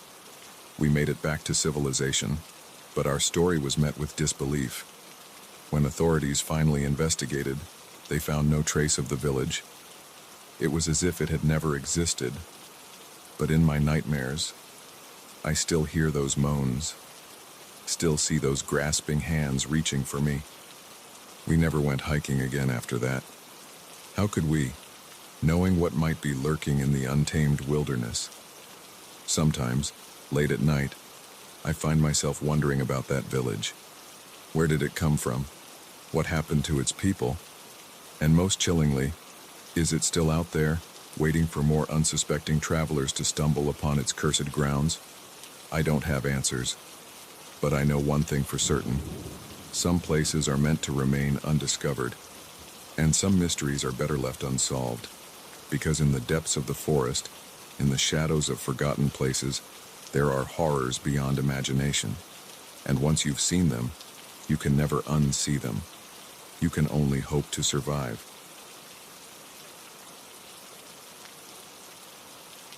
The moment the lock clicked shut behind us, I knew we were in trouble. The house, once inviting, now felt like a trap. As darkness fell and strange noises echoed through the empty rooms, we realized that what should have been a routine property showing had become a fight for survival. My name's Emma, and I've been a real estate agent for nearly a decade. I've seen my fair share of unusual properties, but nothing could have prepared me for what happened that day. It was supposed to be a simple showing of a Victorian-era mansion on the outskirts of town, the kind of place that usually excites history buffs and restoration enthusiasts. My clients, the Johnsons, were a lovely couple in their mid-30s, looking for their forever home. They'd fallen in love with the photos online and were eager to see the place in person. I'd visited the property once before to get the keys and do a quick walkthrough, but something about it had unsettled me. I chalked it up to the usual creepiness of old, empty houses, and thought nothing more of it. We arrived at the mansion just as the sun was starting to set. The fading light cast long shadows across the overgrown lawn, making the house look more imposing than I remembered. "Oh, it's perfect," Mrs. Johnson exclaimed as we walked up the creaking porch steps, just like something out of a Gothic novel. If only we'd known how prophetic those words would turn out to be. The interior of the house was impressive, if a bit musty. High ceilings, intricate woodwork, and huge windows that would let in plenty of light during the day. But as we moved from room to room, I couldn't shake the feeling that we were being watched. "And this," I said, pushing open a heavy oak door, "is the master bedroom." As we stepped inside, a gust of wind slammed the door shut behind us. We all jumped, then laughed nervously. "Old houses, you know," Mr. Johnson said with a forced chuckle, always full of surprises. We continued the tour, making our way up to the third floor. That's when things started to get weird. As we entered what looked like an old study, the temperature dropped noticeably. Mrs. Johnson shivered, wrapping her arms around herself. "Is there a draft in here?" she asked. Before I could answer, we heard it. A low, mournful sound, like someone crying. It seemed to be coming from everywhere and nowhere at once. "What was that?" Mr. Johnson asked, his voice tight with tension. "Probably just the wind," I said, trying to sound more confident than I felt. These old houses make all sorts of noises. But deep down, I knew it wasn't the wind. It sounded too human. We decided to cut the tour short and head back downstairs. That's when we realized we were trapped. Every door we tried was locked, including the front door we'd come in through. Even the windows wouldn't budge. "This isn't funny, Emma," Mrs. Johnson said, panic edging into her voice. "Let us out." "I'm not doing this," I insisted, my own fear rising. "I don't know what's happening." As if in response, the lights flickered and went out, plunging us into darkness. Mrs. Johnson screamed, and I felt Mr. Johnson grab my arm. "We need to find a way out," he said, his voice shaking slightly. "There has to be a key or something." We used our phone flashlights to search the house, looking for anything that might help us escape. But as we moved from room to room, it became clear that we weren't alone. Shadows moved at the edge of our vision, disappearing when we turned to look. That crying sound grew louder, sometimes right behind us, sometimes far away. In the kitchen, we found an old rotary phone. To our surprise, it had a dial tone. I quickly dialed 911, hope surging through me. "911, what's your emergency?" a calm voice answered. "Please, we're trapped in a house at 1313 Oakwood Lane," I said in a rush. "The doors are locked. We can't get out. There's something here with us." There was a pause. Then the operator spoke again. But it wasn't the same voice. This one was deep, distorted, barely human. "No one's coming to help you," it growled. "You belong to the house now." The line went dead. We stared at each other in horror, the reality of our situation sinking in. We were on our own. As the night wore on, the house seemed to come alive around us. Doors slammed on their own. Objects moved when we weren't looking. And always, that crying sound, sometimes turning into screams that made our blood run cold. We huddled together in the living room, too scared to separate. Mrs. Johnson was praying quietly, tears streaming down her face. Mr. Johnson kept trying to break a window with a fireplace poker, but the glass wouldn't even crack. Around midnight, things escalated.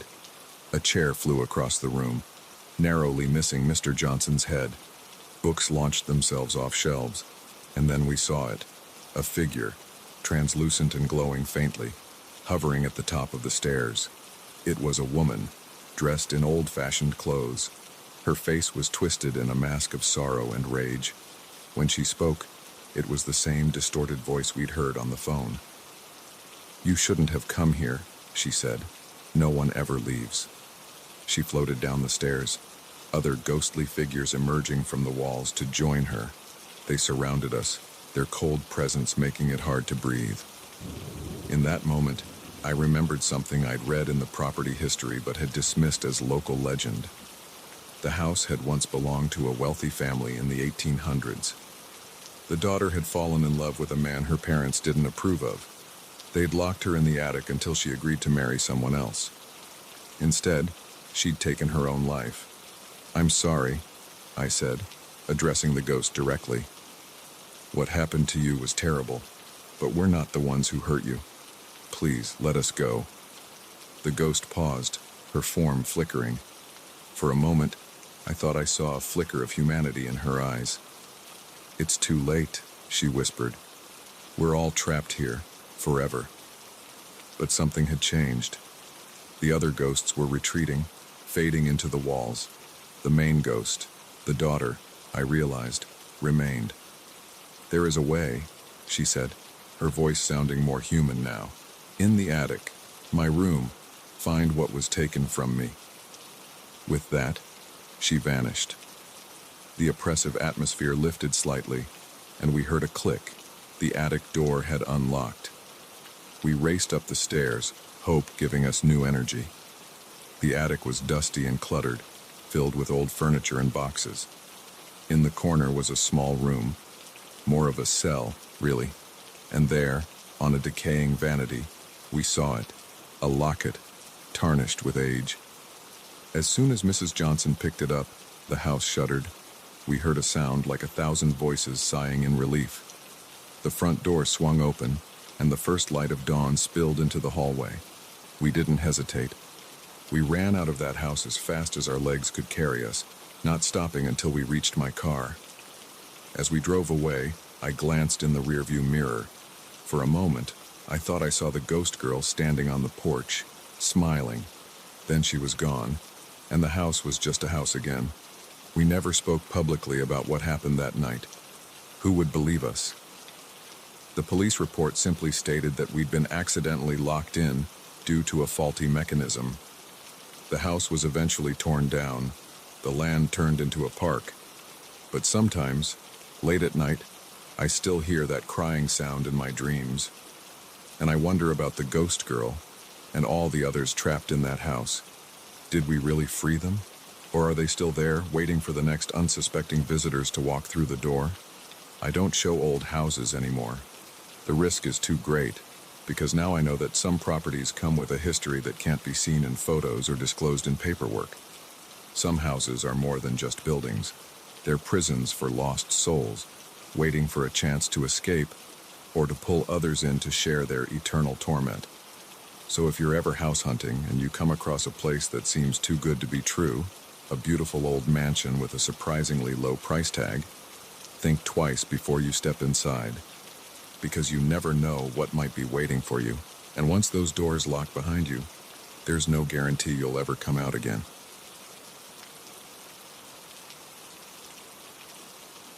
The first impact jolted us out of our casual conversation. The second sent us skidding towards the ditch. By the third, as our car rolled off the road, I knew this was no accident. Someone wanted us off this lonely stretch of highway, and they didn't care if we survived the fall. It was supposed to be a fun family road trip. My wife, Lisa, our 2 kids, Emma, 10, and Jack, 8, and I had been planning this vacation for months. We'd mapped out a route through some of the most beautiful parts of the country, with plenty of stops at quirky roadside attractions to keep the kids entertained. We'd been on the road for 3 days, and everything had been going great. The kids were getting along better than usual, probably thanks to the excitement of the trip. Lisa and I were enjoying the chance to spend some uninterrupted time together, sharing the driving and rediscovering why we'd fallen in love in the first place. That fateful evening, we were on a lonely stretch of highway cutting through dense forest. The sun was setting, painting the sky in brilliant oranges and pinks. I was behind the wheel, with Lisa dozing in the passenger seat. The kids were in the back, Emma reading a book and Jack playing on his handheld game. I first noticed the car in my rearview mirror about an hour before sunset. It was a dark sedan, nondescript except for how fast it was approaching. I moved over to let it pass, but it just stayed behind us, uncomfortably close. "That guy's riding our tail," I said to Lisa, who had woken up and was stretching. She glanced back and frowned. "Maybe he's in a hurry. There's a rest stop coming up in a few miles. We can pull over and let him pass." I nodded, keeping an eye on the car behind us. But as we approached the rest stop, the car suddenly accelerated, swerving into the oncoming lane and pulling up beside us. That's when the first impact came. The sedan slammed into our side, the sound of crunching metal filling the air. The kids screamed in the back seat as I fought to keep control of the car. "What the hell?" I shouted, adrenaline surging through me. "Is he crazy?" Before Lisa could respond, the car hit us again, harder this time. We skidded towards the edge of the road, tires squealing as I desperately tried to steer us back on course. The third hit sent us over the edge. The world spun as our car rolled down the embankment. I heard the crunch of metal, the shattering of glass, the terrified screams of my family. Then everything went black. I came to hanging upside down, held in place by my seatbelt. The car was on its roof, the windshield shattered. Through the ringing in my ears, I could hear Emma crying. "Lisa," I croaked, turning my head. My wife was next to me, unconscious but breathing. "Emma, Jack, Daddy." Emma's voice came from the back, shaky and scared. "I'm okay, but Jack won't wake up." Fear gripped my heart. I fumbled with my seatbelt, falling awkwardly as it released. Ignoring the pain shooting through my body, I twisted around to check on the kids. Emma was already unbuckled, a cut on her forehead but otherwise seeming okay. Jack was slumped in his seat, a nasty bruise forming on his temple, but he was breathing, and when I checked, his pulse was strong. "We need to get out of here," I said, more to myself than to Emma. "Can you unbuckle Jack while I help Mommy?" Emma nodded bravely, her hands shaking as she reached for her brother's seatbelt. I turned back to Lisa. gently shaking her. "Lisa, honey, wake up. We need to move." Her eyes fluttered open, confusion quickly turning to fear as she took in our situation. "The kids?" she asked immediately. "They're okay," I assured her. "But we need to get out of the car. That guy might come back." As if on cue, we heard the sound of a car engine approaching. Panic surged through me. I helped Lisa with her seatbelt, then turned to help Emma with Jack. Together, we managed to drag ourselves out of the wreckage. We were at the bottom of a steep embankment, the forest dark and imposing around us. Up on the road, I could see headlights approaching slowly. "Into the trees," I whispered urgently. "We need to hide." Lisa took Emma's hand while I carried Jack, who was starting to stir. We stumbled into the forest, the undergrowth scratching at our legs as we pushed through. Behind us, I heard a car door slam, then footsteps crunching on gravel. A flashlight beam cut through the darkness, one sweeping over our wrecked car. "I know you're out there," a man's voice called out, sounding almost gleeful. "Come on out and make this easy on yourselves." We pressed ourselves against a large tree, hardly daring to breathe. Jack had woken up fully now, and I could feel him trembling in my arms. I put a finger to my lips, silently urging him to stay quiet. The flashlight beam came closer, sweeping back and forth through the trees. I could hear the man muttering to himself, leaves crunching under his feet as he searched. "Found your phone?" he called out. "No service out here. No one's coming to help you." My heart sank. He was right. We were miles from the nearest town, with no way to call for help. We were on our own. The sound of his footsteps faded as he moved further into the forest. I turned to Lisa, speaking in a whisper. "We need to move. Head deeper into the forest. Try to circle back to the road further down." She nodded, her face pale in the moonlight. We set off as quietly as we could, every snapping twig sounding like a gunshot in the silent forest. We walked for what felt like hours, the kids growing tired and scared. Jack was able to walk on his own now, but he clung to my hand like a lifeline. Emma was being incredibly brave, but I could see the fear in her eyes.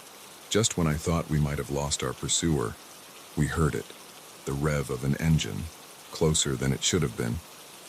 Headlights cut through the trees ahead of us. "He's on a road," Lisa gasped. "He's trying to cut us off." We changed direction, pushing through denser undergrowth. The sound of the engine faded, then grew loud again as he turned onto another road. It was a cat and mouse game, with us as the mice. Every time we thought we were making progress, the sound of that engine would reach us, forcing us to change course. As dawn began to break, we finally stumbled onto a paved road. But it wasn't the highway we'd been driven off. This was a smaller, local road. "Look!" Emma pointed down the road. In the distance, we could see buildings, a small town. Hope surged through us, giving us a second wind. We started down the road, moving as fast as our exhausted bodies would allow. That's when we heard it, the now familiar sound of an engine approaching. Headlights appeared around a bend behind us. "Run!" I shouted, all pretense of stealth abandoned. We ran, the kids finding energy they didn't know they had. The car behind us accelerated, closing the distance rapidly.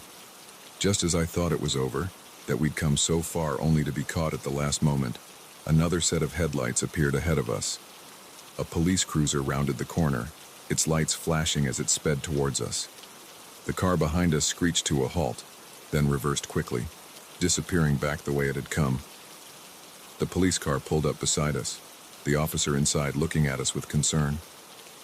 "Are you folks all right?" he asked, taking in our battered, exhausted appearance. The story poured out of us in a rush. The officer called for backup and an ambulance, assuring us that we were safe now. In the days that followed, as we recovered in the hospital and gave statements to the police, we learned the full story. Our attacker was a serial killer who had been targeting families on remote highways for years. Thanks to our escape and description, they were able to track him down and arrest him.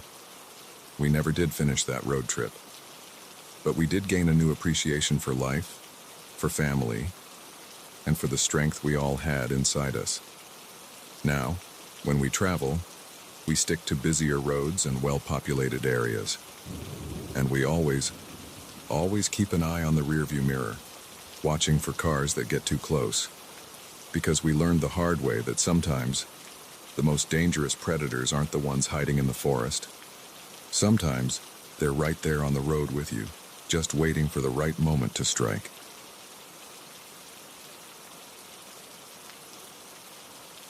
The first anonymous note was easy to dismiss as a prank. The second made my stomach churn with unease. By the third, as I stared at the words, "Keep quiet, or else," I knew that my discovery at the disaster relief site had put my life in danger. What had started as a simple volunteer effort had turned into a nightmare of corruption and threats, and I was in way over my head. My name is Alex, and I never thought I'd find myself in the middle of a conspiracy. I'm just an ordinary guy who wanted to help out after a devastating hurricane hit our coast. The destruction was heart-wrenching. Homes reduced to splinters, entire communities underwater, and thousands of people displaced. When the call went out for volunteers, I didn't hesitate to sign up. The relief center was a hive of activity from the moment I arrived. Trucks loaded with supplies rolled in constantly, and a small army of volunteers worked tirelessly to sort and distribute food, water, and other essentials. I threw myself into the work, grateful for the chance to make a difference. It was during my second week that I first noticed something odd. I was helping to unload a truck of bottled water when I overheard two of the site managers arguing in hushed tones. "The numbers don't add up," one of them hissed. "We're short almost a third of what was supposed to be here." The other man grabbed his arm, eyes darting around nervously. "Keep your voice down. We'll deal with it later." They noticed me then and quickly separated, plastering on fake smiles. I pretended I hadn't heard anything, but the exchange stuck with me. Over the next few days, I started paying closer attention. I noticed discrepancies between the supplies that were logged as received and what actually made it to the distribution area. Boxes of expensive medical supplies would arrive, only to disappear before they could be handed out. Even some of the monetary donations seemed to be vanishing into thin air. At first, I tried to rationalize it. Maybe there was a logical explanation. Maybe I was misunderstanding something about how relief efforts worked. But the more I saw, the more certain I became that something was very wrong. I decided to do some digging. Late one night, after most of the other volunteers had left, I snuck into the main office. What I found there made my blood run cold. Hidden behind a false panel in one of the filing cabinets was a ledger. It detailed hundreds of thousands of dollars worth of supplies and cash that had been diverted, stolen, from the relief efforts. My hands shook as I took photos of the ledger with my phone. I knew I had to report this, but to whom? The local authorities were stretched thin dealing with the aftermath of the hurricane. And what if they were in on it too? I was so lost in thought that I almost didn't hear the footsteps approaching. I barely had time to replace the ledger and duck out of sight before the door opened. Through a crack in the cabinet I was hiding in, I saw two men enter, the site manager and someone I didn't recognize, dressed in an expensive suit that looked out of place in the relief center. "The boss isn't happy," suit guy said, his voice cold. "We're not meeting our quotas." The site manager wrung his hands nervously. "It's getting harder to hide the shortages. Some of the volunteers are asking questions." "Then get rid of them," suit guy snapped. "We can't afford any loose ends." They left shortly after, but I stayed hidden for what felt like hours, my heart pounding so loud I was sure someone would hear it. When I finally crept out of the office and back to my quarters, my mind was reeling. This was bigger than I had imagined, and far more dangerous. The next morning, I found the first note tucked under my door. "We know what you saw. Stay quiet and walk away." I crumpled it up, telling myself it was just a coincidence, a prank by one of the other volunteers. But then came the second note, this one pinned to my pillow. "Last warning. Forget what you found or suffer the consequences." The threat was clear, and fear coiled in my gut. They knew. Somehow, they knew I had been in that office. I wanted to leave, to run as far from this place as I could. But how could I abandon the people who genuinely needed help? And how could I live with myself if I let these criminals continue to steal from those who had already lost so much? I decided to gather more evidence. Using my phone, I secretly recorded conversations, took photos of suspicious shipments, and made copies of incriminating documents. All the while, I felt eyes on me, watching my every move. The third note appeared in my bag during lunch: keep quiet or else. This time, it was accompanied by a photo of my family back home. The message was clear. They could get to me, and they could get to those I loved. That night, as I lay awake wrestling with what to do, I heard a commotion outside. Peering out my window, I saw several men loading boxes into an unmarked van. I recognized those boxes. They were supposed to contain vital medications for a nearby shelter. Without thinking, I grabbed my phone and started recording. I had to get proof, something concrete I could take to the authorities. I crept outside, using the shadows for cover as I tried to get a clearer shot. I was so focused on the men at the van that I didn't notice someone approaching from behind until it was too late. A hand clamped over my mouth, stifling my startled cry. "You should have listened to the warnings," a voice growled in my ear. I was dragged away from the scene, my heart racing as I realized this might be the end. They took me to a secluded area behind one of the storage tents. 3 men surrounded me: the site manager, suit guy from the office, and a burly man I'd seen working security. "We gave you every chance to walk away," suit guy said, his tone almost conversational. "But you just couldn't leave well enough alone, could you?" "People are suffering," I spat back, finding a courage I didn't know I had. "You're stealing from those who have nothing left." The site manager at least had the decency to look ashamed, but suit guy just laughed. "It's business, kid, nothing personal. But now, well, now it is personal." He nodded to the security guy, who cracked his knuckles ominously. I closed my eyes, bracing for the blow, but it never came. Instead, I heard shouts and the sound of running feet. I opened my eyes to see a group of people rushing towards us. Other volunteers, led by Sarah, one of the team leaders I'd grown close to over the past weeks. "Alex, are you okay?" Sarah called out as she reached us. She turned to suit guy, her eyes blazing. "We heard everything. It's over. The police are on their way." It turned out I wasn't the only one who had noticed something was wrong. Sarah and a few others had been conducting their own investigation. When they saw me being dragged away, they followed, recording everything on their phones. The next few hours were a blur of police statements and media cameras. The scale of the corruption was staggering. Millions of dollars worth of aid had been stolen, not just from our site, but from relief efforts all along the coast. In the days that followed, as the story broke nationwide, I struggled with a mix of emotions. Relief that the truth was out, guilt that I hadn't acted sooner, fear of retaliation. But mostly, I felt a renewed sense of purpose. I stayed on at the relief center, helping to rebuild not just the community, but also the trust that had been shattered. It wasn't easy. Many people were angry, feeling betrayed by those who were supposed to help them. But slowly, as legitimate aid began flowing in and real progress was made, hope began to return. I learned a lot from this experience, about the depths of human greed, yes, but also about the power of standing up for what's right, even when it's scary. About the importance of trusting your instincts and not being afraid to ask questions, and about the incredible impact a group of dedicated people can have when they work together for a common cause. Sometimes, late at night, I still find myself looking over my shoulder, half expecting to see a shadowy figure or find another threatening note. The fear may never fully go away, but I know I did the right thing. And if I had to do it all over again, even knowing the danger, I wouldn't change a thing. Because in the face of disaster, whether it's a natural catastrophe or human corruption, staying silent is never the answer.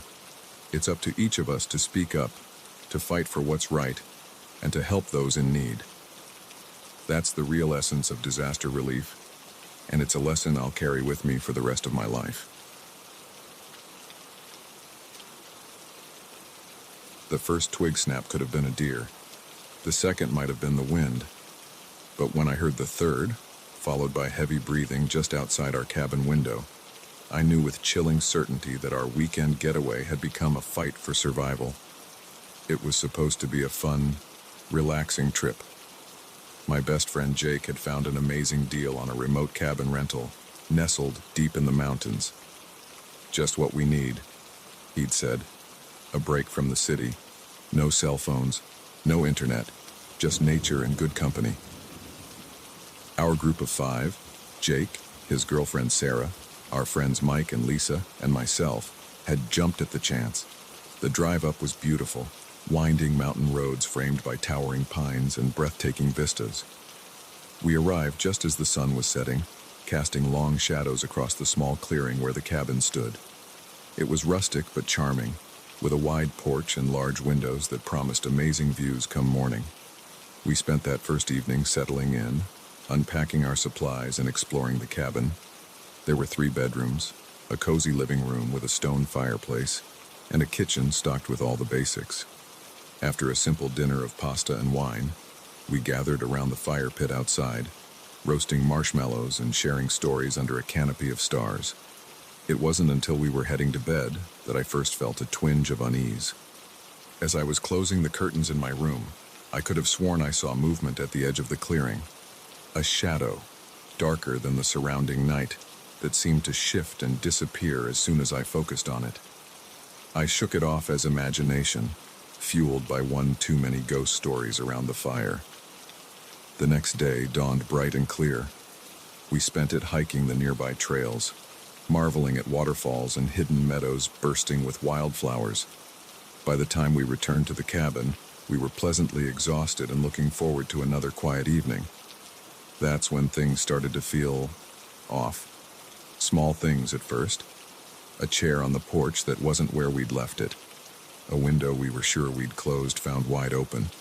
Our firewood pile, neatly stacked that morning, now scattered as if something had crashed through it. Probably just animals, Mike said with a shrug. Bears, maybe. We all nodded, eager to accept this rational explanation. But I couldn't shake the feeling that we were being watched. As night fell, the feeling intensified. We were in the living room, playing a board game by firelight, when the first twig snapped outside. We all froze, looking at each other with nervous smiles. Just the wind, Sarah said, but her voice trembled slightly. A few minutes later, another snap, closer this time. Jake got up to look out the window, but the darkness outside was impenetrable. "Hey, I don't see anything," he said. But he double-checked the lock on the door as he sat back down. We tried to return to our game, but the mood had shifted. Every creak of the cabin's old wood, every gust of wind outside, sent shivers down my spine. That's when we heard it. Heavy breathing, just outside the living room window. It was too loud, too close, to be anything but intentional. Lisa screamed, dropping her wine glass. It shattered on the floor, the sound impossibly loud in the sudden silence that followed. For a long moment, we all sat frozen, hardly daring to breathe. Then, slowly, deliberately, something started scratching at the window. "We need to get out of here," I whispered urgently. Mike shook his head. "The car's on the other side of the clearing. We'd never make it." He was right. Whatever was out there, it was between us and our only means of escape. "The bedrooms," Sarah suggested, her voice shaking. "We can barricade ourselves in." It seemed like our only option. We moved as quietly as we could, grabbing anything that might serve as a weapon: fireplace pokers, heavy flashlights, a kitchen knife. We chose the largest bedroom, pushing a heavy dresser in front of the door once we were all inside. "What do they want?" Lisa asked, tears streaming down her face. Nobody had an answer. We huddled together in the center of the room, listening to the sounds of movement outside, footsteps on the porch, the creak of floorboards in the living room. They were inside the cabin now. Hours passed like this, each sound from beyond our barricaded door sending fresh waves of terror through us. We took turns watching, trying to stay alert despite our exhaustion. It was during my watch, as the first light of dawn began to filter through the curtains, that I heard it, a new sound, different from the others, a rhythmic thumping, growing louder. "Guys," I hissed, shaking the others awake. "Listen." As we strained our ears, the sound resolved into something recognizable. Helicopter blades. Hope surged through me. Someone had found us. We were saved. But our elation was short-lived. From just outside our door came an animalistic growl, followed by the splintering of wood. Whatever was out there knew its time was running out, and it was making one last, desperate attempt to get to us. The dresser shuddered as something heavy slammed into the door. We pressed ourselves against the far wall, weapons raised, ready for a final stand. The door burst open with a crash, the dresser toppling over, and there, framed in the doorway, was a figure that defied explanation. It was human in shape, but wrong somehow. Too tall, too thin, its limbs bent at unnatural angles. Its skin was pale, almost translucent, stretched tight over protruding bones. But it was the face that would haunt my nightmares for years to come, noseless, with sunken cheeks and eyes that glowed with an unholy, hungry light. For a heartbeat, we all stared at each other in horrified silence. Then the creature let out an unearthly shriek and lunged towards us. What happened next was chaos. We fought with a desperation born of sheer terror. I swung the fireplace poker wildly, feeling it connect with something solid. Sarah and Lisa were screaming. Jake had tackled the thing, wrestling with it on the floor. And then, suddenly, it was over. A deafening explosion filled the room as Mike fired the flare gun we'd found in the emergency kit. The creature howled in pain, its skin smoldering where the flare had struck it. It scrambled backwards, out the door and down the hall. We heard the sound of breaking glass, and then silence. We didn't dare move until we heard voices outside, human voices, calling out. Park rangers, drawn by the helicopter we'd heard earlier. Apparently, the cabin's owners had called them when we failed to check out on time. The rangers found us huddled in the bedroom, wild-eyed and babbling about monsters in the woods. They were skeptical at first, but the state of the cabin, the broken windows, the claw marks on the walls, was hard to explain away.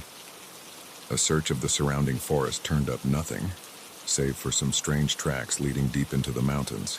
The official report blamed our experience on a bear attack, fueled by group hysteria and too much alcohol. But we knew the truth. In the years that followed, we researched obsessively, trying to make sense of what we'd encountered. We found old legends of mountain demons, stories of hikers gone missing in those same woods. Nothing concrete, but enough to convince us that we weren't crazy. We never went back to those mountains. How could we, knowing what lurked in their shadowy depths? But sometimes, on dark nights when the wind howls outside my window, I find myself thinking about that cabin, about the creature with the glowing eyes and hungry smile, and I wonder, is it still out there, waiting in the darkness, watching, hungry, for the next group of unsuspecting vacationers to stumble into its territory? I hope not, but I keep my doors locked, just in case. Because I know now that sometimes the scariest monsters aren't the ones in our imaginations. Sometimes they're all too real, hiding just beyond the reach of our campfire's light, waiting for their chance to strike. So if you're ever planning a trip to a remote cabin in the woods, remember our story. Keep your eyes open, your wits about you, and maybe, just maybe, bring a flare gun. Because you never know what might be lurking in the shadows, watching and waiting for its chance to pounce.